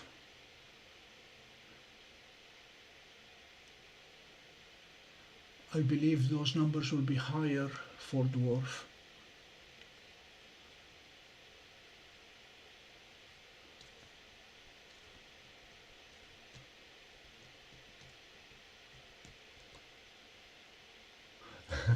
Thank you.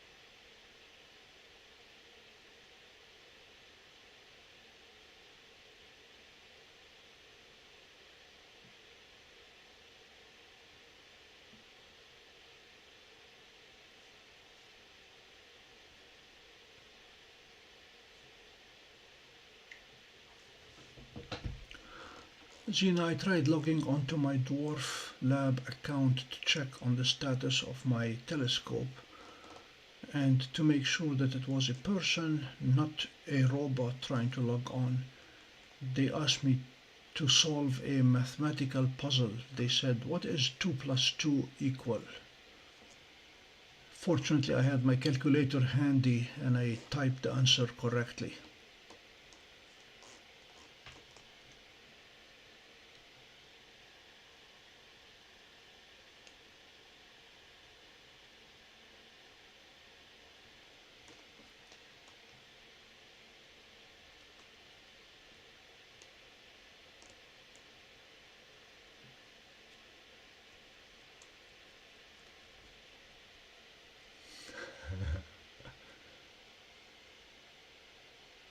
Yeah, thanks, Palouse. That's what I thought. They were only slightly, well, 10%, 20% bigger. 10%-ish.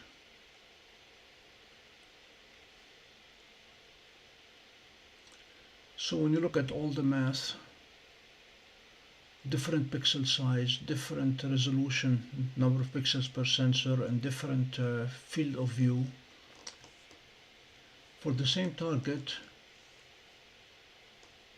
C-Star is packing more pixels per arc minute than Dwarf is.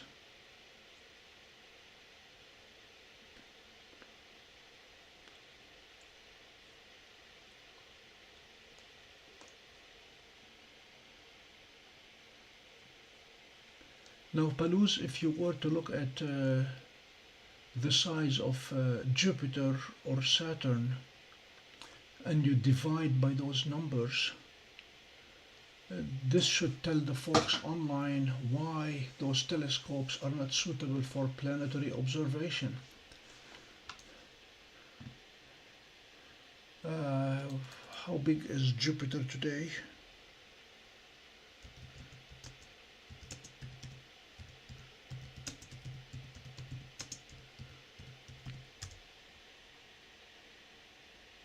Jupiter is 42 arc seconds today.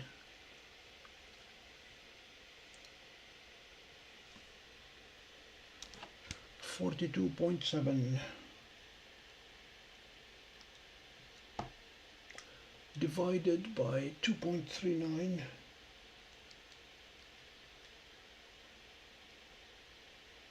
It's only 18 pixels. So even Jupiter on C-star will appear as only 18 pixels in width. That's not much.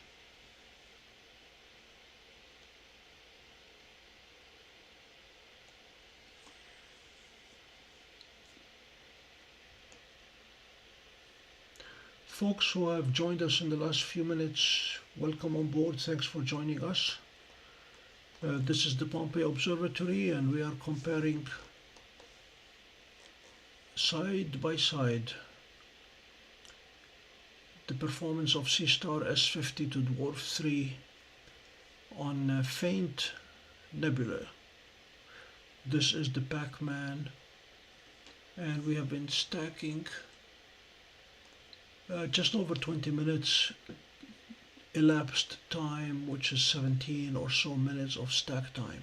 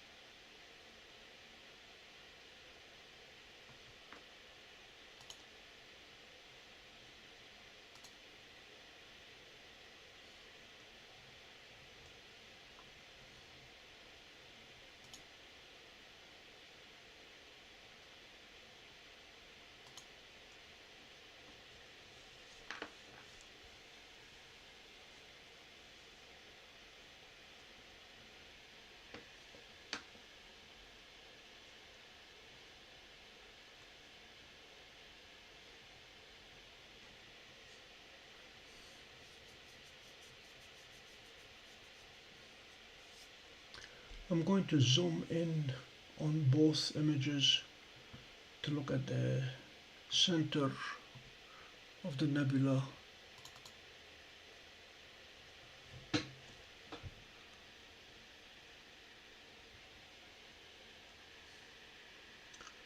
and you can see lots more fine detail with C-star. All these tiny stars that are not there.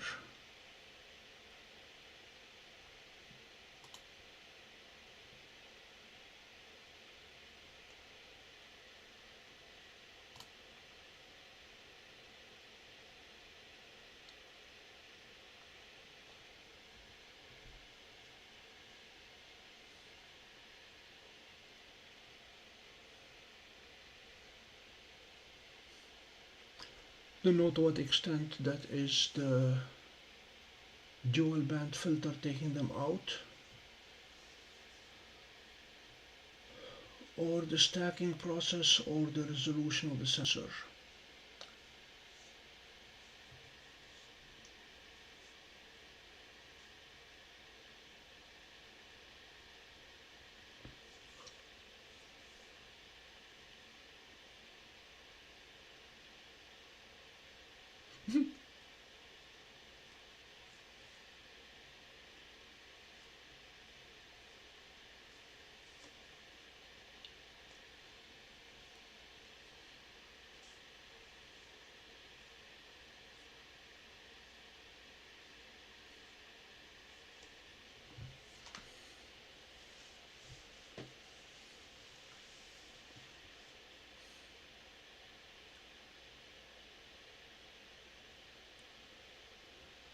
Pico, does this answer your question?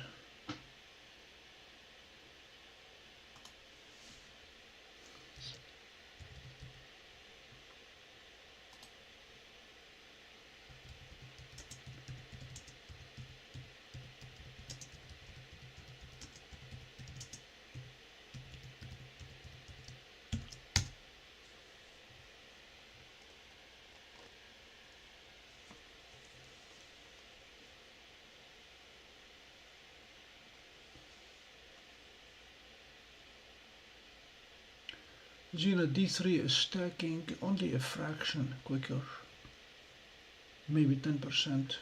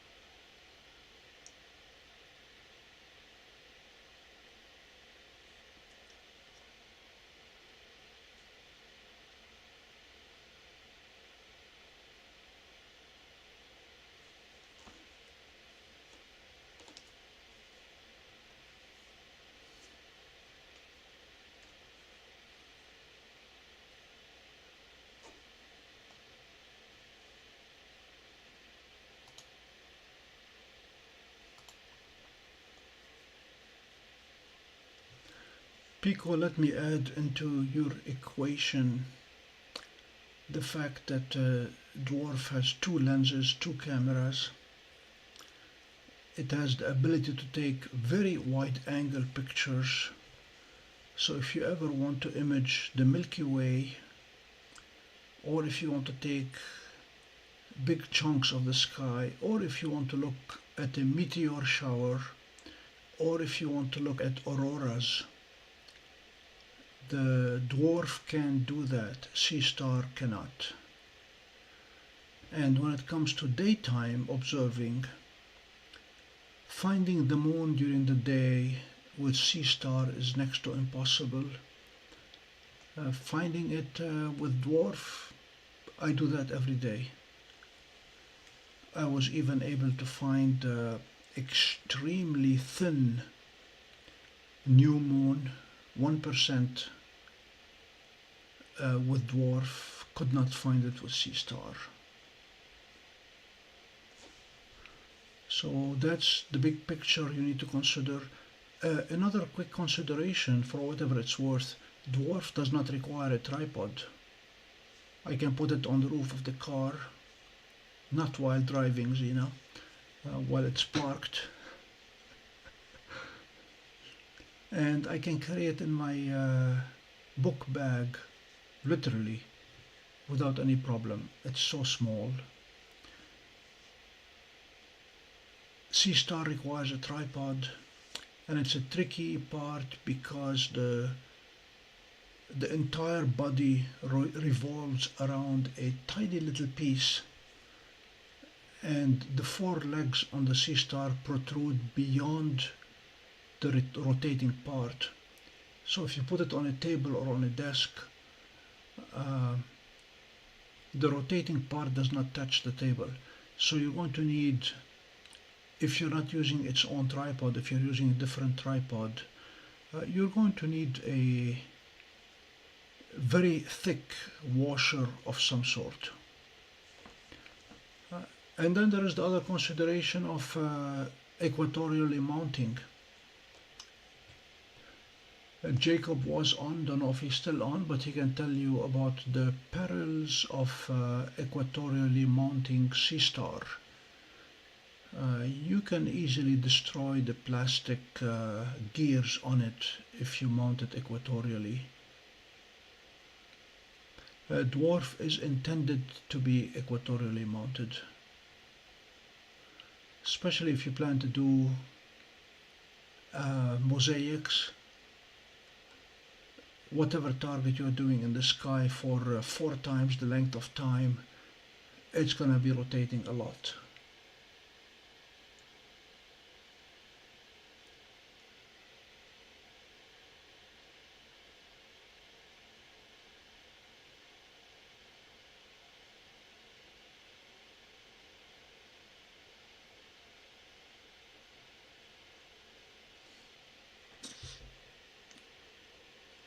$60 by $35, thank you.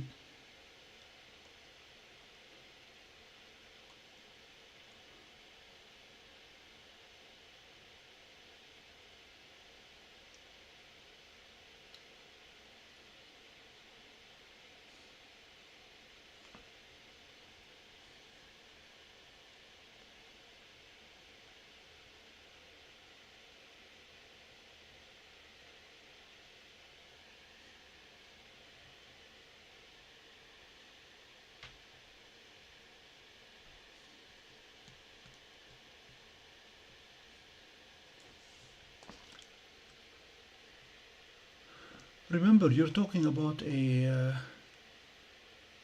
$500 or the equivalent price in the UK for what is, in both cases, an extremely complex piece of engineering. And the stuff that goes into these is mind-boggling. Everything from the accuracy of plate solving to the autofocus, to the automatic stacking and stretching.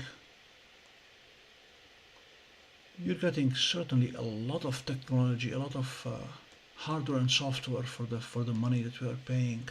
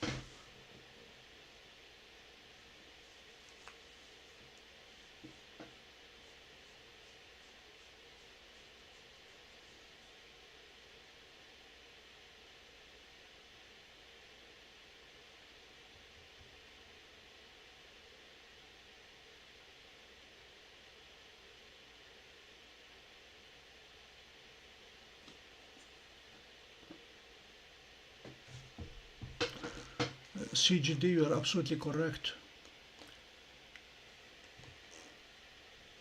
That's why for certain targets I turn to my 11 inches of glass telescope or even the 16-inch if and when we get it working again.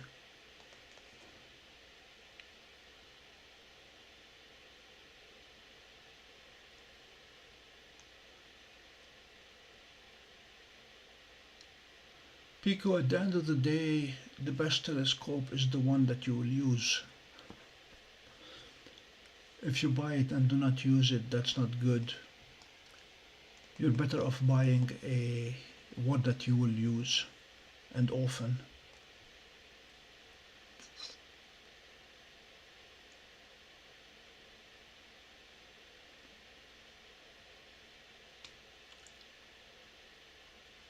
By the way, if you pay close attention for the next minute and a half, I'm going to explain to you another big difference between dwarf and C-star.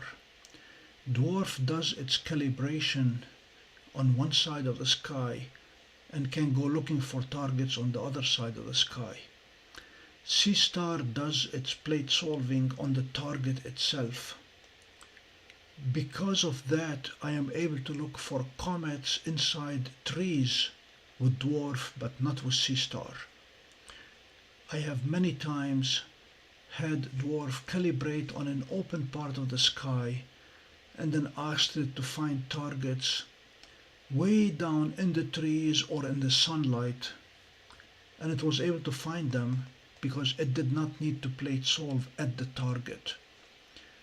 C-star, on the other hand, does not need to calibrate at the beginning, but it does its plate solving at the target itself. The other side of that argument is C-star is much better at centering smaller targets than dwarf is. But take it for whatever it's worth. That's another big difference between the two.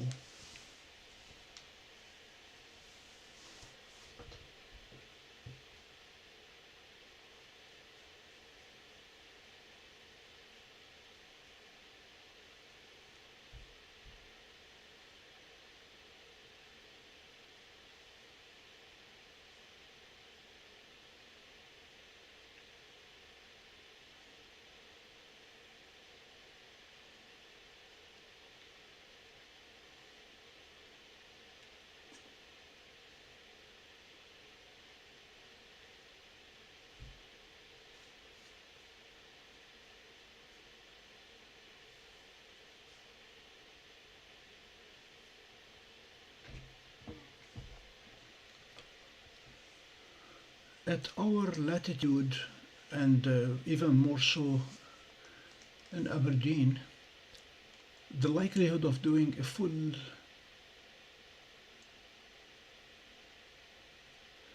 Zena, the D3 is under $500, $499, and if you order it with the link that is below this video, you will save $10, so ends up being $489, and this includes shipping all the way from Hong Kong, and you don't have to pay customs fees, that's included, and you don't have to pay sales tax.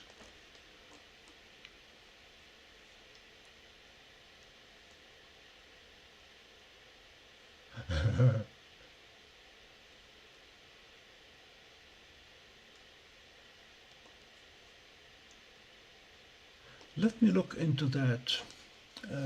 Comets will be an interesting one. We had a comet night last winter.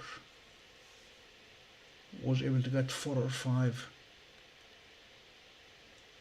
But Palouse and I were looking at a Messier marathon in March and trying to reason whether we can hit all 110 Messier objects from our latitude.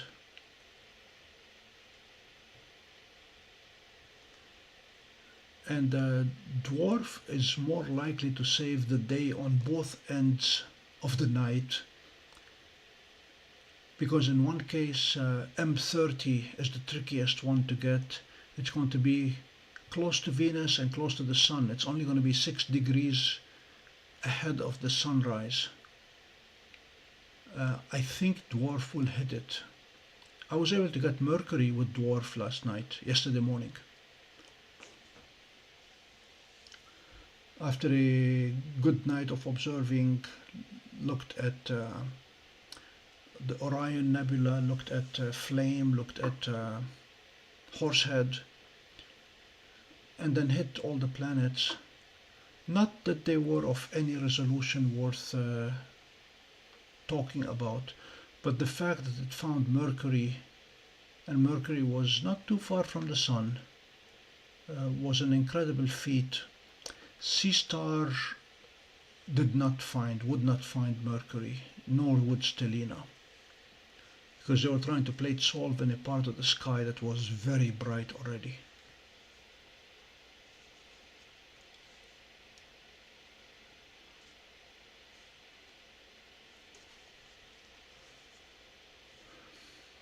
I will do my homework, Bill, and we'll see when we can schedule a comet night.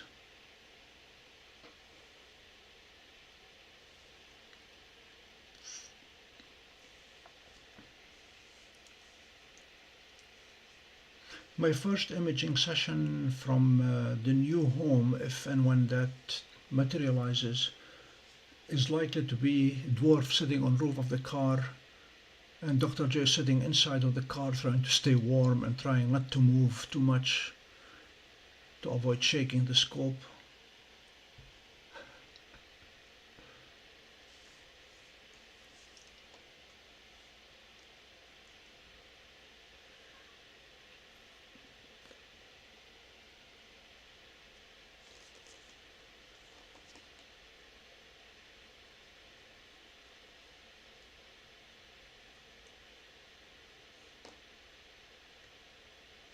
What I'd like to do before we get off the Pac-Man Nebula is to turn off the filters in both telescopes and capture a minute or so of stacked images without the filters, just to get a feel for the difference of the similarities of how many stars are being filtered out that will crowd up the field.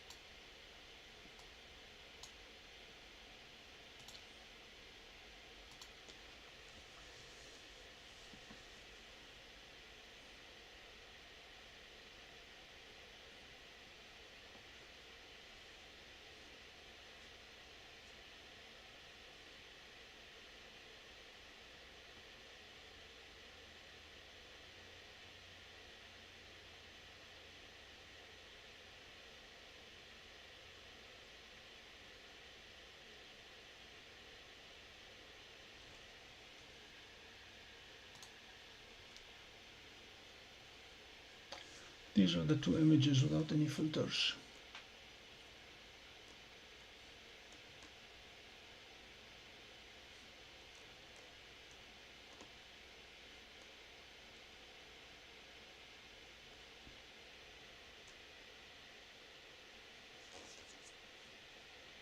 No update.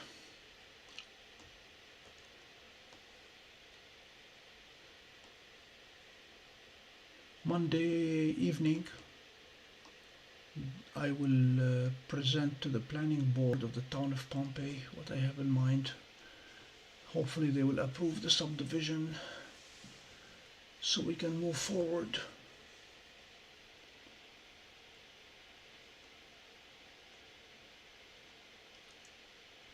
All right, let's get to California.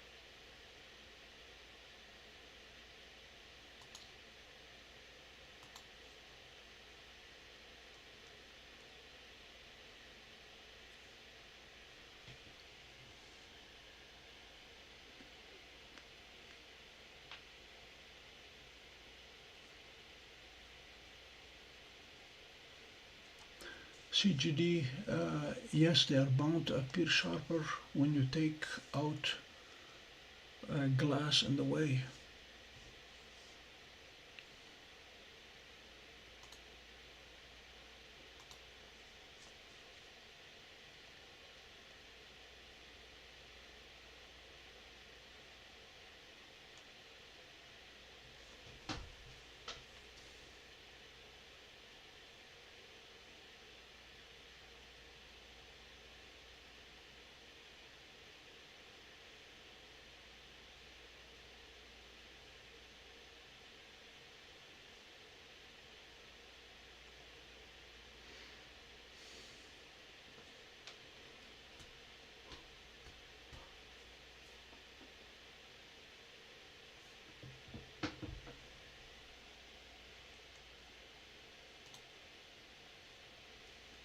So this is our last target of the night.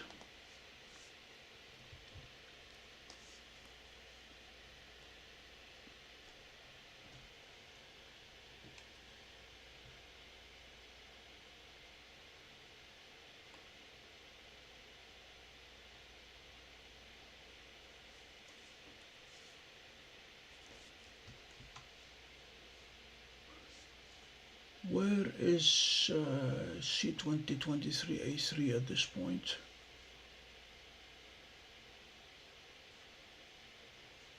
Again, CGD, it's more glass, and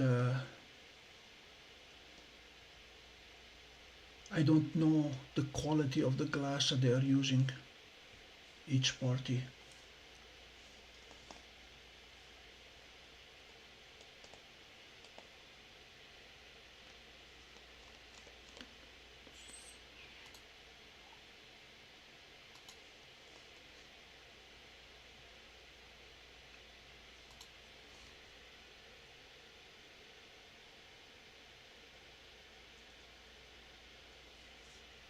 Okay.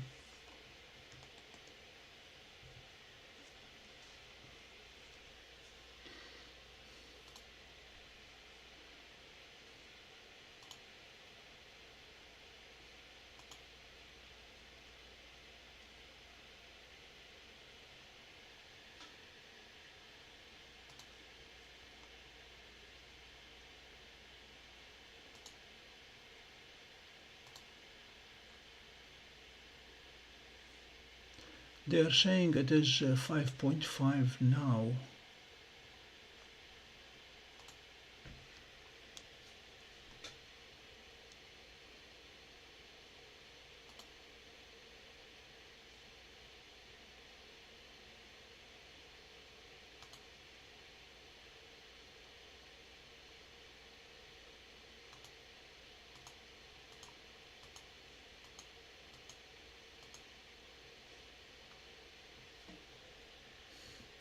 So it is in the east, rising just before the sun. It is tempting to try to get it with dwarf.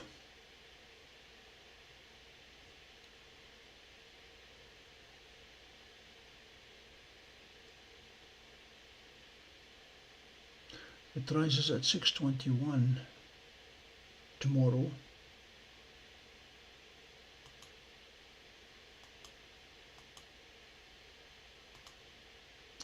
And it's rising 3 or 4 minutes earlier every morning.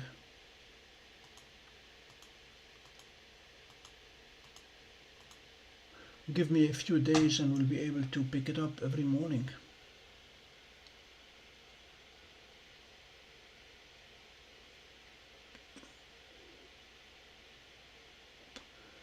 Digital dawns, good afternoon, good evening, good night. Dwarf 3 did extremely well yesterday. I had to towel it off because it was dripping moisture. The screen was still clear. The lens did not have anything on it. No, dwarf is filtering now. Both of them have their dual band filters on.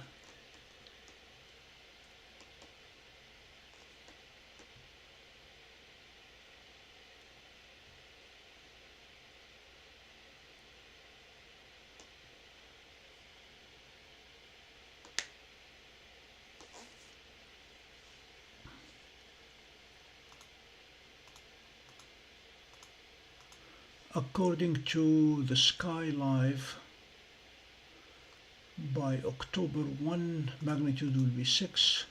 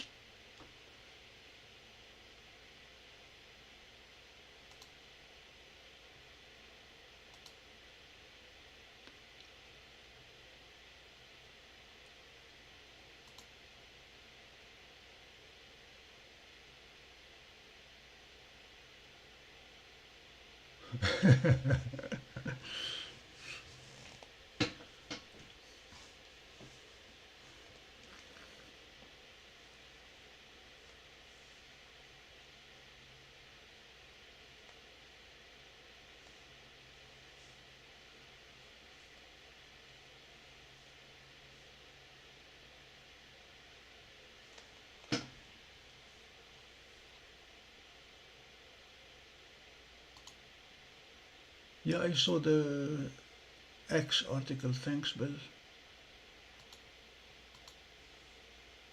Trying to find out where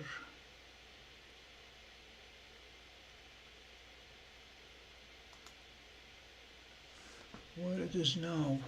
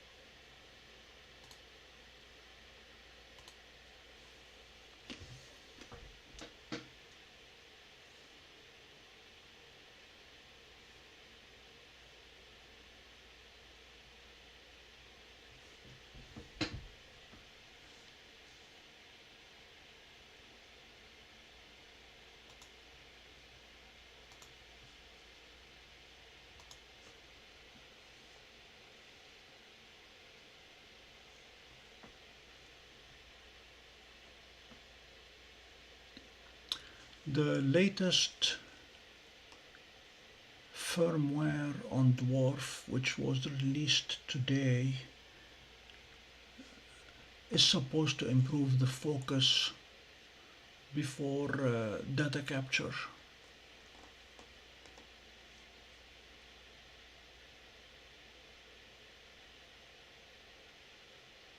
Hello Raj Kumar.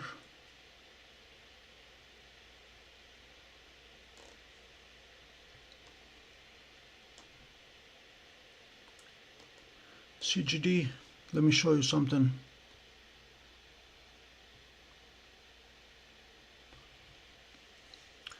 These stars still look pretty round for all intents and purposes. There is very, very little distortion even with the stacking.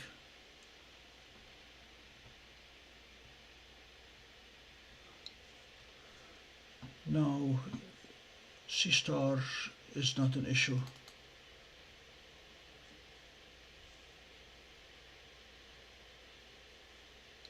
They have extremely tight stars.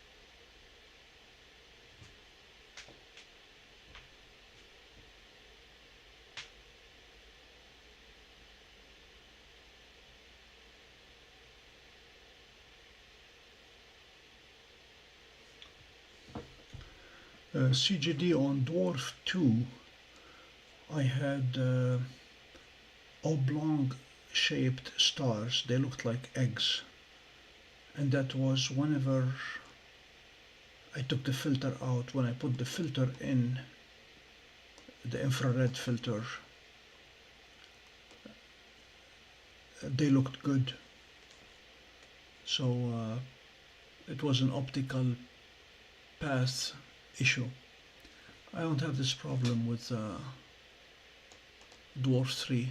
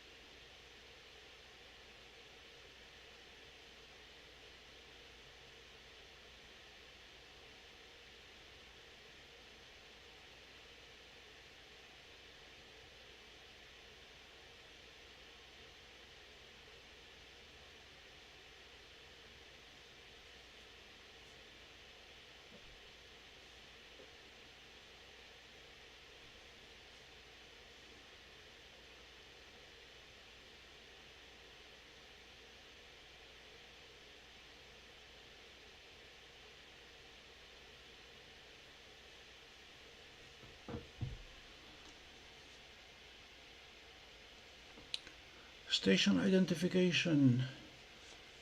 This is the Pompey Observatory. Thank you for joining us. If you're not subscribed yet, please subscribe and join us often.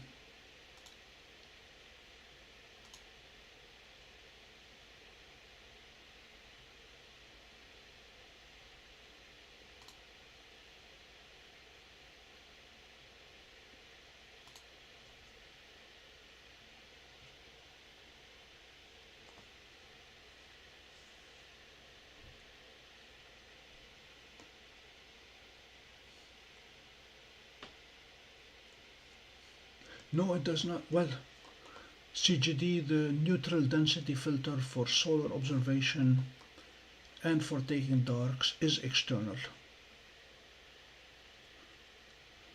The other filters, the dual band filter and the infrared filter, are both internal as part of a filter wheel.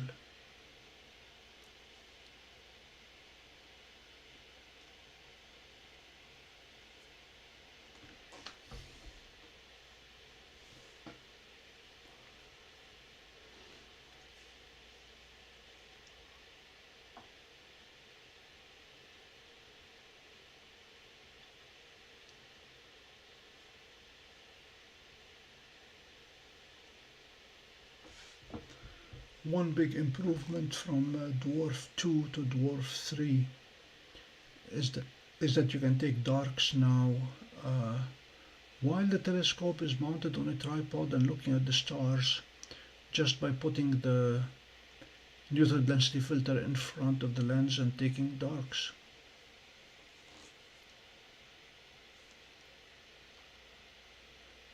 In that regard, yes. But the Dwarf lab engineers use a magnetic filter or magnetic filter holder, so it's a lot easier to put in front of the lens than with the friction driven filter holder for C-star.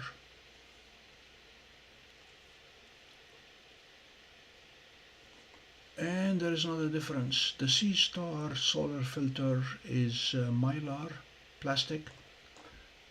The Dwarf solar filter is glass.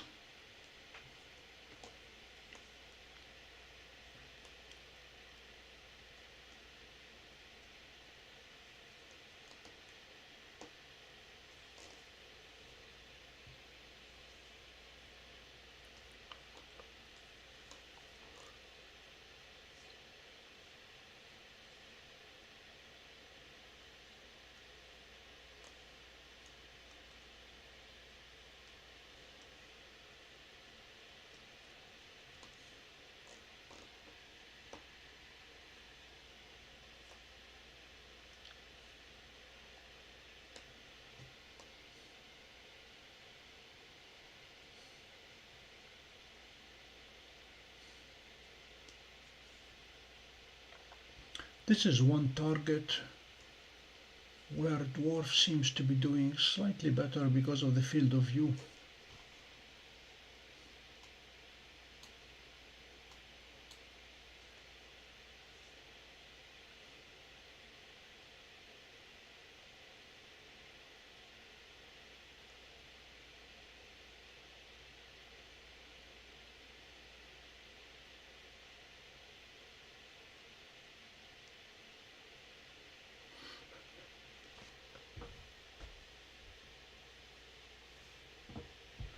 Most of the ages that we discuss here are in light years, actually millions of light years. These are usually the ages of stars.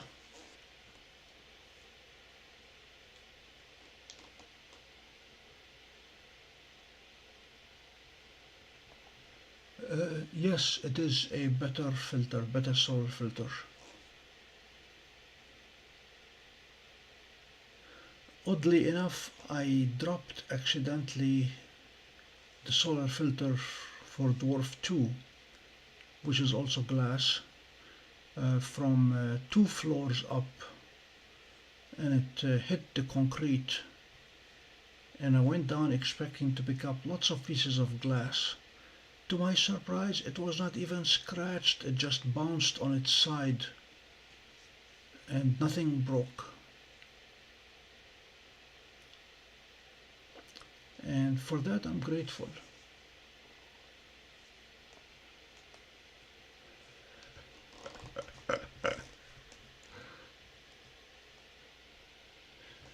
Xena and Build, that was another project I wanted to undertake this winter, and let's go after the galaxies that are more than 1 billion light years away. The Giga Light Years project. As the Earth turns around the Sun, we're going to get to a point where we will see lots of them at night.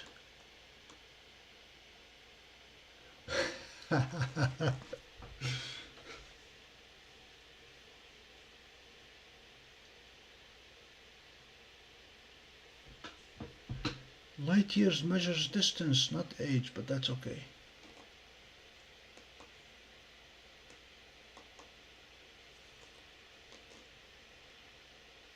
I decided not to repeat that experiment to see if it survives a second fall or not. It's like the classic joke that you can go skydiving without a parachute, you don't need one, unless you plan to do it more than once.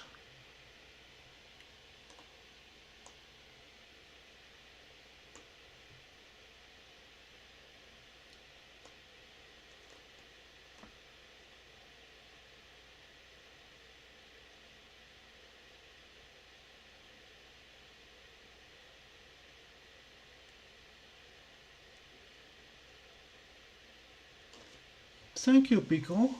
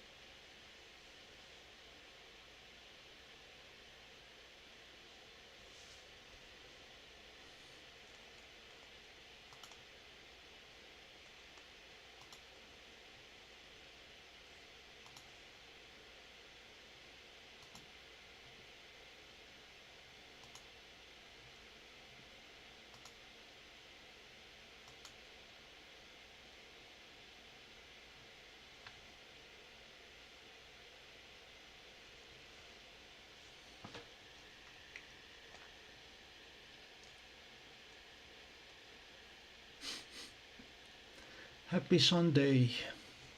It has been tomorrow for the Brits for quite a while, but yes, it is tomorrow.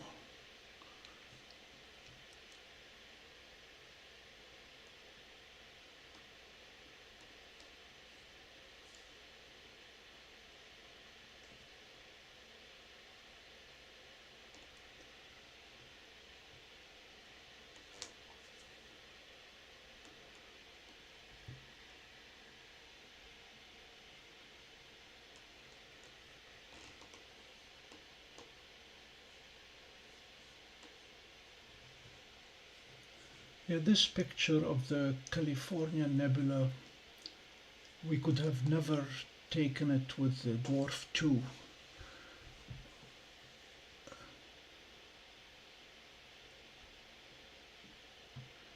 Actually, let me try to show you what it looked like in Dwarf with Dwarf 2.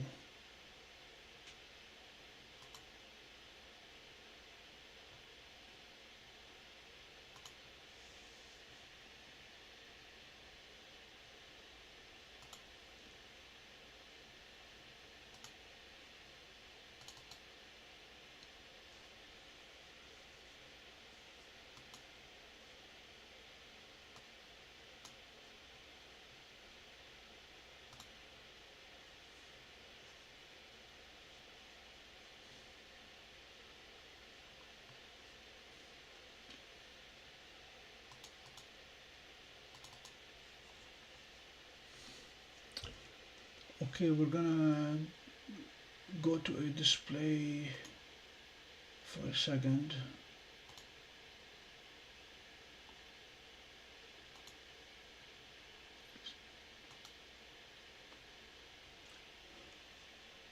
Let's see if we can make this look just a bit nicer. This was a side-by-side Dwarf 2 versus Dwarf 3 of the California Nebula.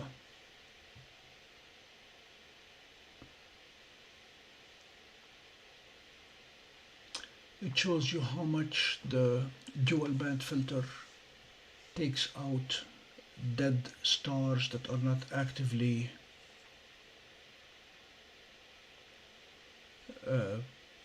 pushing hydrogen alpha or oxygen 3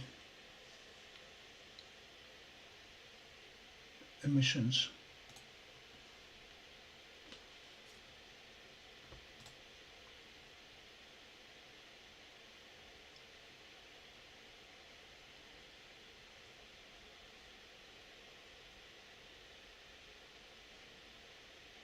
Zina, you are still yesterday. Here we are already tomorrow.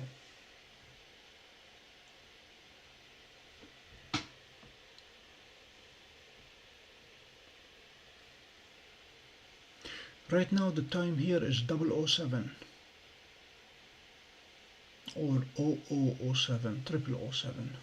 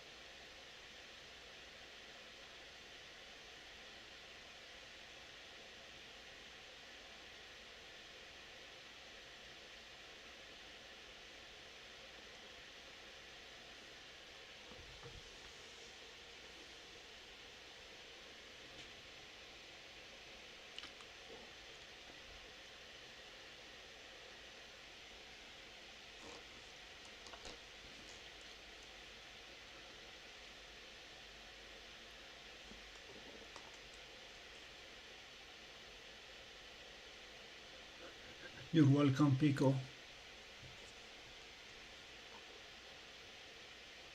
Join us often.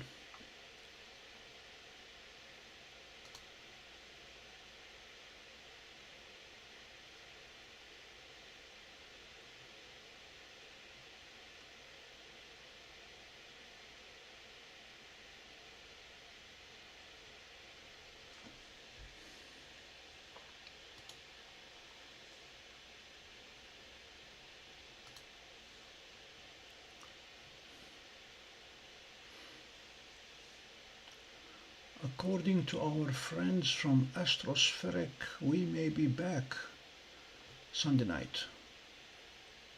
There is a good chance that we will have clear skies. Clouds at around 5 p.m., clearing by 7, and then getting cloudy again around 11. So all things equal, we should be able to go live at 8 p.m.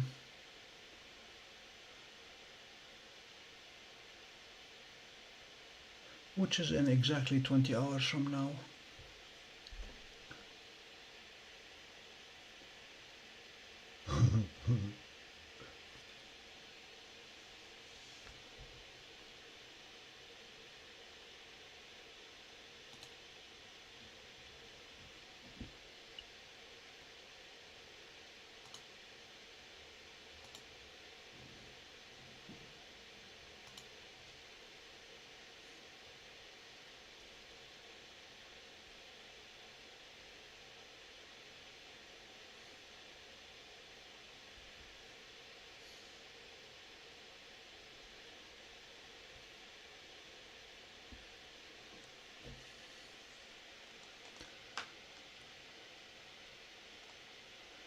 Since Dwarf Lab is on mid-autumn vacation the next 3 days, I'm assuming I will not be receiving any new upgrades to test. So tomorrow may be the night to try equatorial mounting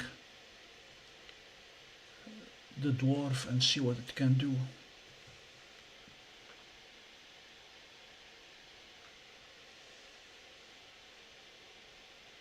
So tomorrow may end up being a viewer's request night. The only thing that I have not done yet. Congratulations, Jeannie.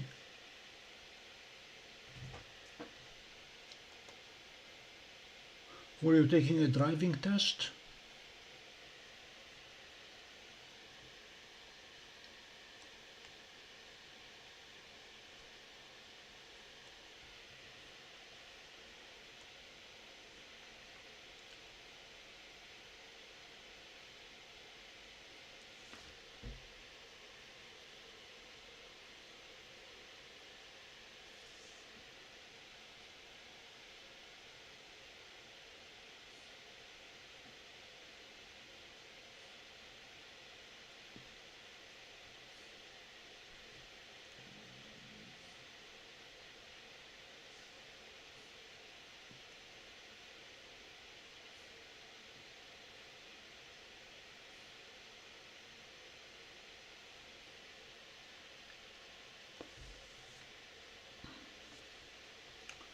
So do we have any globular clusters tomorrow that we can take care of? Because that's the one group we have not touched yet.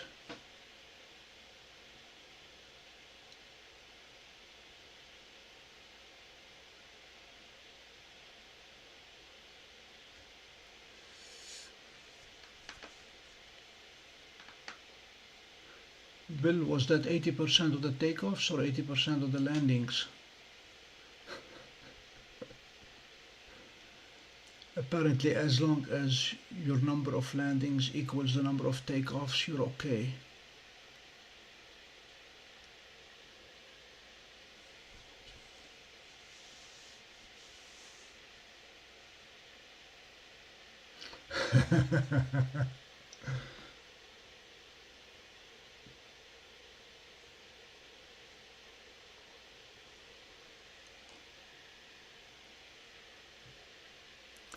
Well, when I arrived into this country and I went to the Department of Motor Vehicles to take my written driving test, they asked me, in what language do you want to take it?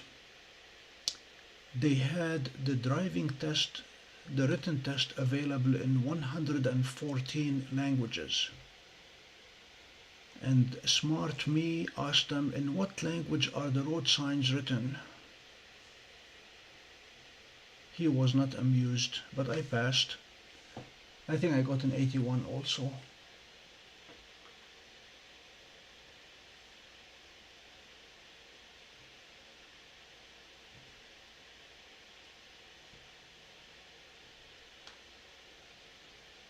This is the California Nebula, Genie. I don't know why they call it that, but somebody thinks it looks like California.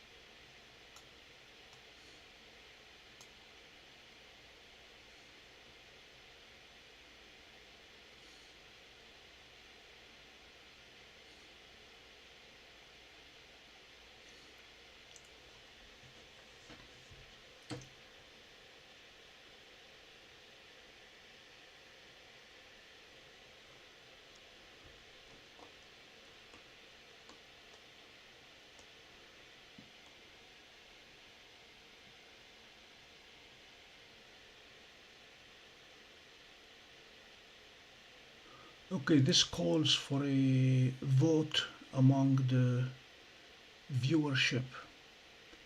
M1 Messier 1 Crab Nebula just made its entrance. Are you interested in hanging around for another half hour to watch it?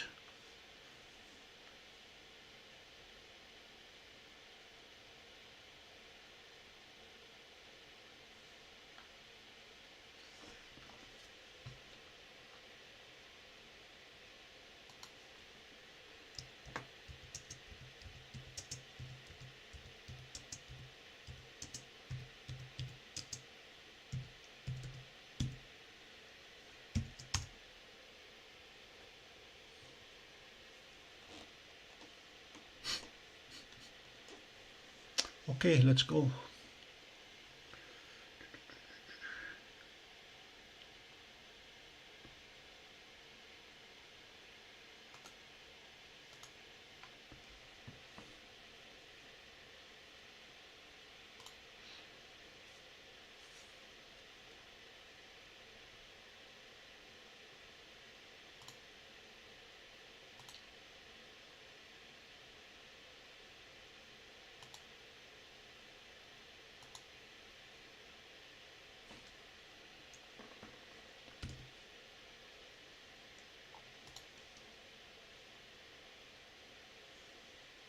It's only 7 degrees high, so let's hope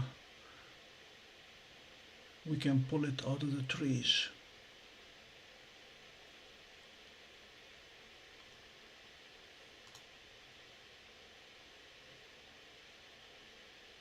This is where dwarf is going to have a better chance in finding it. Uh-oh.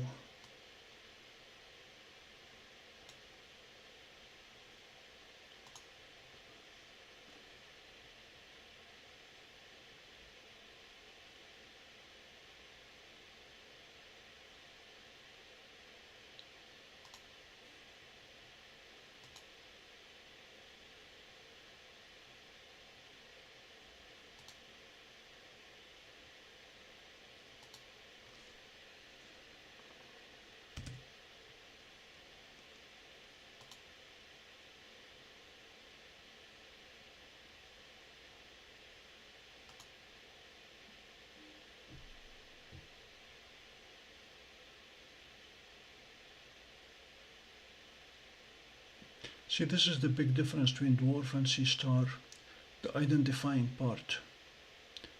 Let's try to play it solve.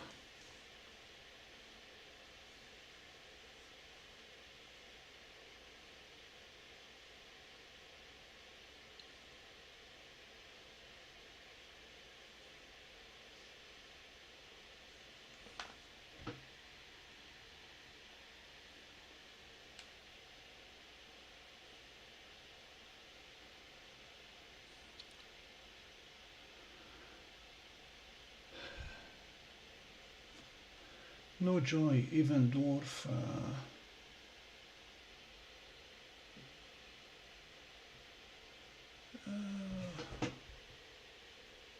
What's dwarf doing?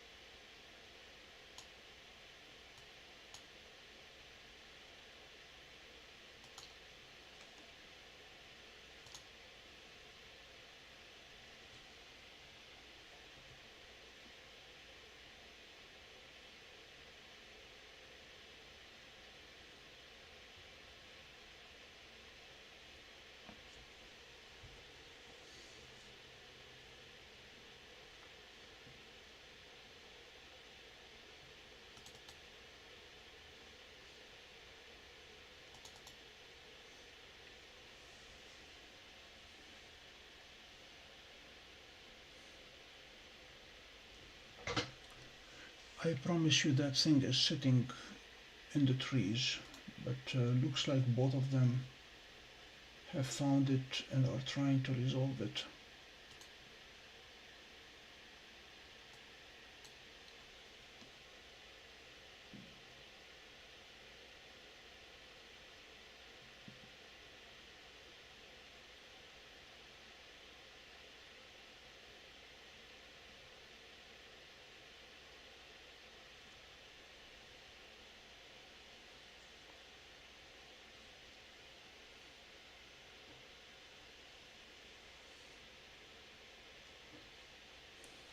Hello Ed, thanks for joining us.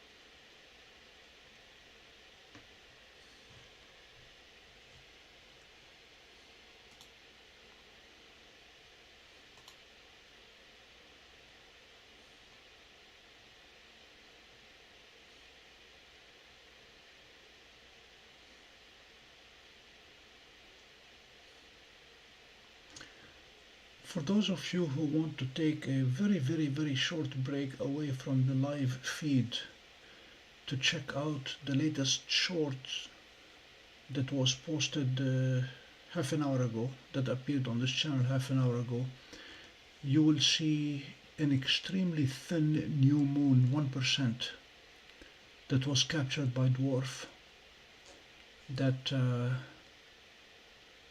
would not have been visible otherwise. Well, you can watch it later when we're done here.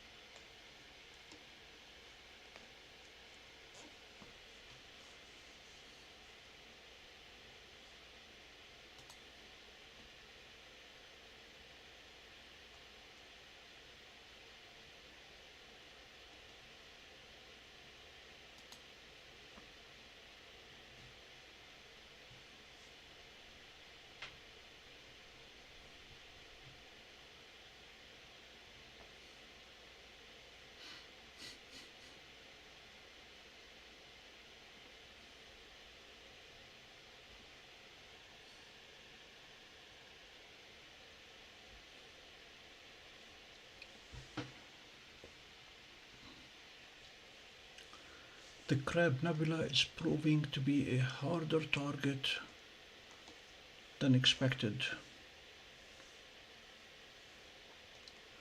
and it may well be the dual band filters wiping out the nebula.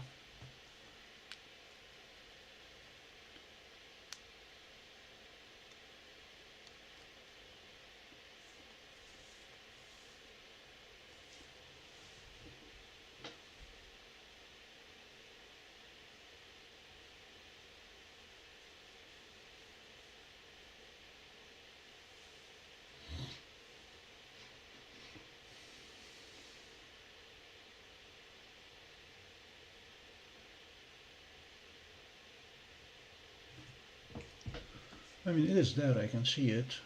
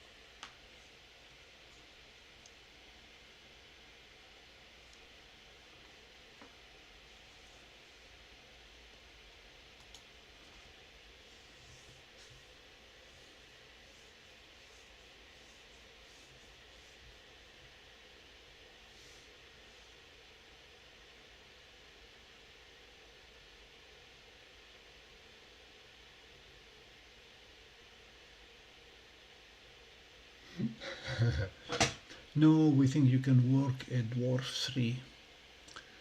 It's actually easier than working a C-star.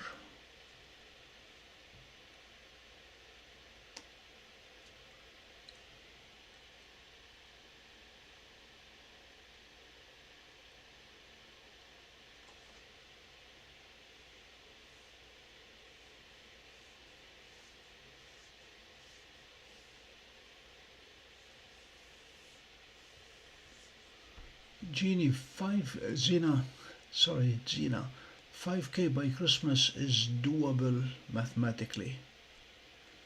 We just need one big event between now and then.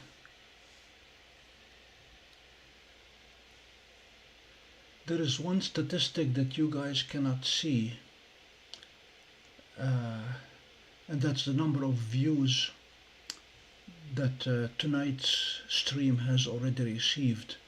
We just broke through 1,000. We are at 1,001 views.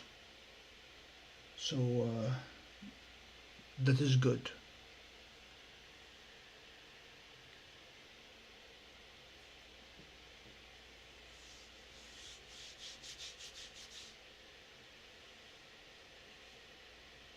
I like your suggestion, Bill.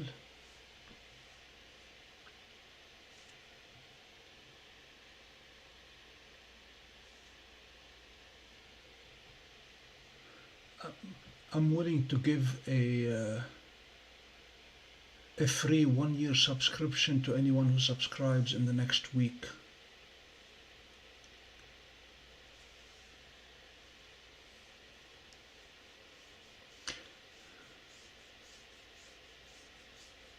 Yeah, the stat is just tonight. We are at 1,006 views.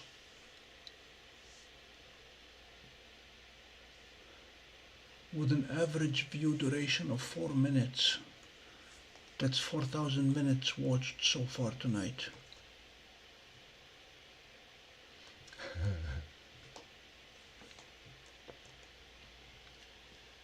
You can do word of mouth, or you can text everybody in your address book or contacts list. That's even faster. You can send them the link, tell them it doesn't cost them any money to just click and subscribe.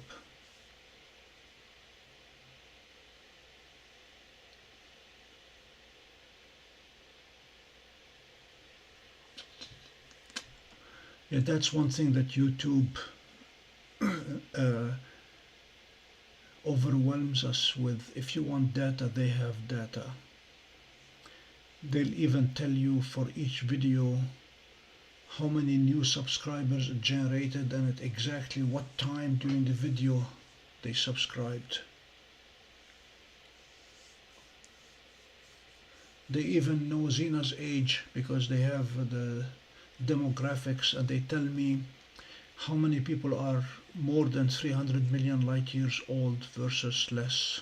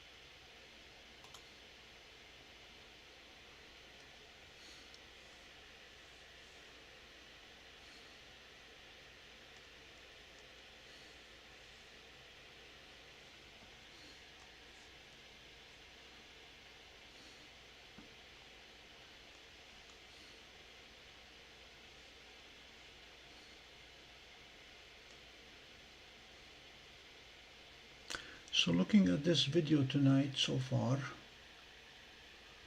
they say we have had 70 watch time hours, 453 chat messages, 69 reactions, but they don't say how many fingers. And they say the views in the last hour, 73% came from browse features, 18% from suggested videos, 4% from YouTube search, and 1% from channel pages.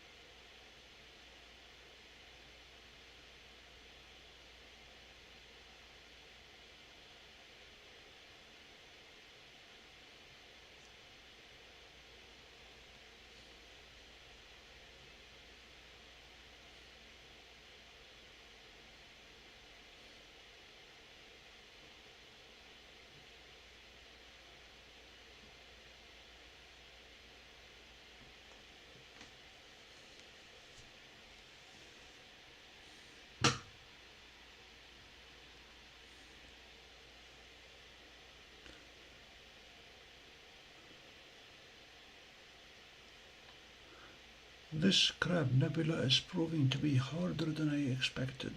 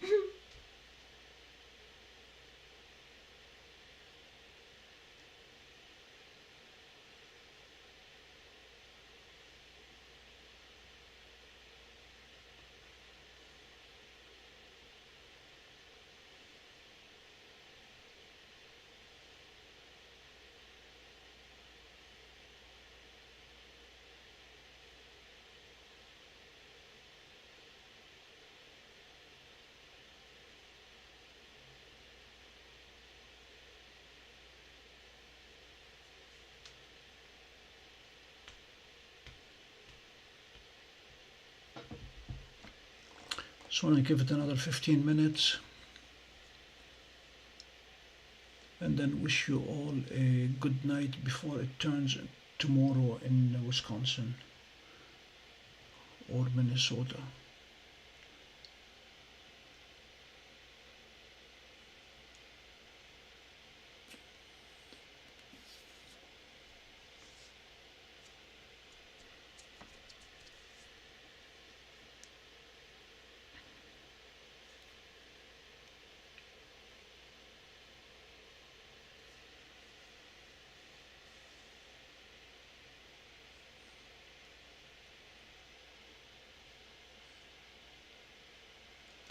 Yep, that's the plan, Bill. 15 minutes. If it's not coming out, it's not gonna come out.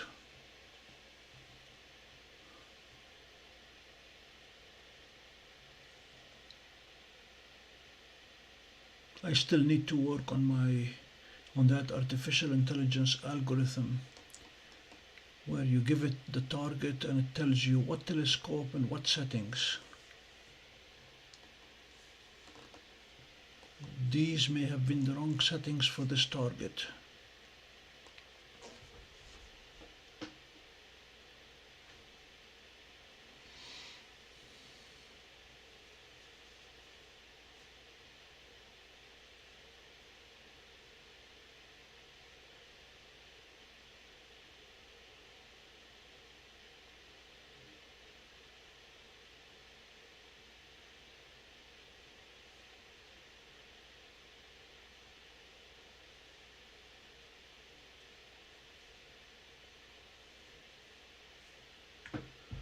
Tomorrow looks good on and off. There's a good chance that we might have 3 hours of clear skies from about 8 till about 11.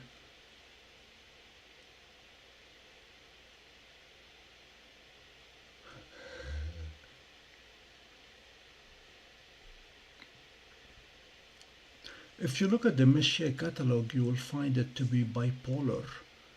They are either thousands of light years away or tens of millions of light years away, with not much in between. Good night, Jacob. I wish you the best, and I hope to see you Tuesday.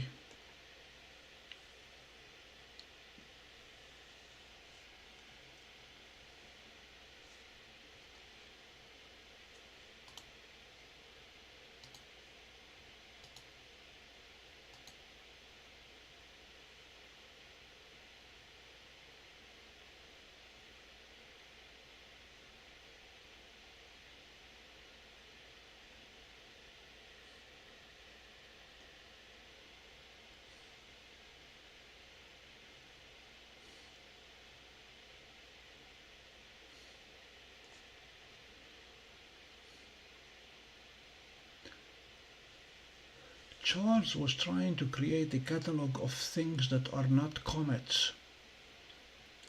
And that's how we ended up with the Messier catalog, saying we know for a fact that those objects are not comets.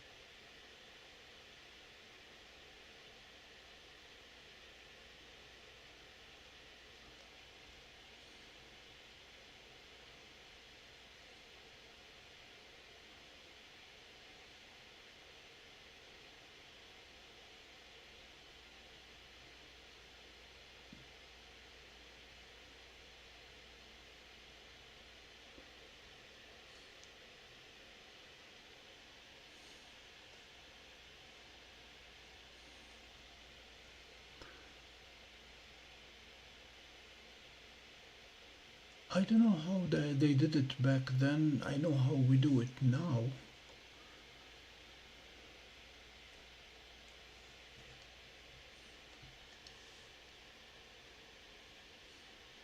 No, one of the straightforward ways is to look at the same object from two different places and use the parallax to determine its distance.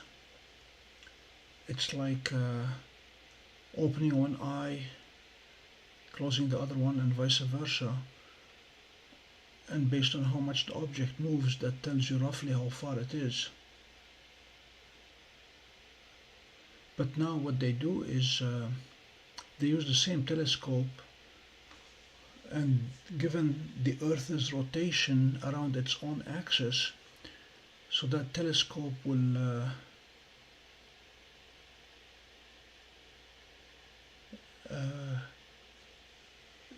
shoot at that star from one end of the day and then shoot at it from the other end of the day, and that's how that one telescope acts like the two eyes. And based on known star distances in that picture, they can see how far that particular star has moved when the Earth did the full rotation. I believe it was. Yeah, I believe parallax was understood then. But I don't know that they used it to measure star distances.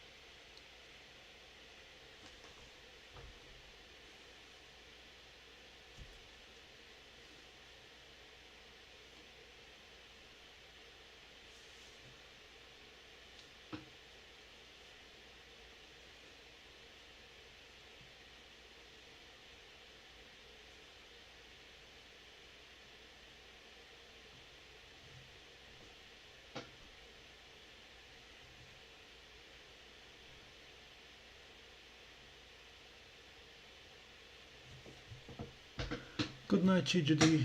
Join us tomorrow night. We should be on at 8.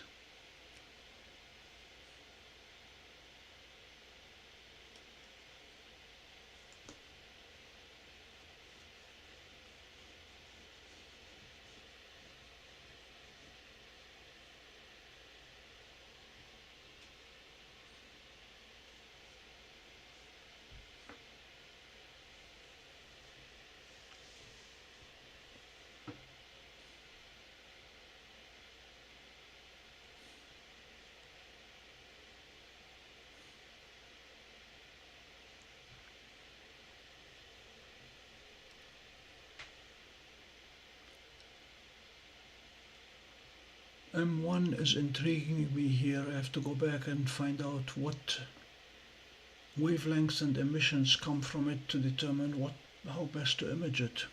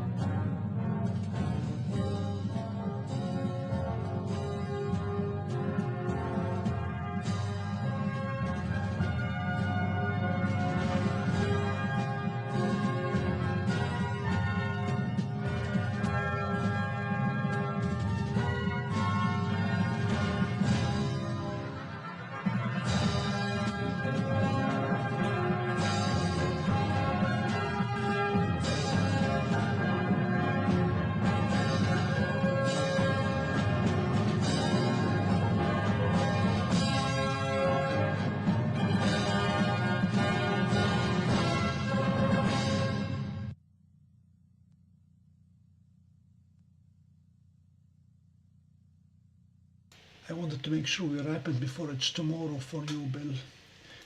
Good night all, and thanks for a very good night.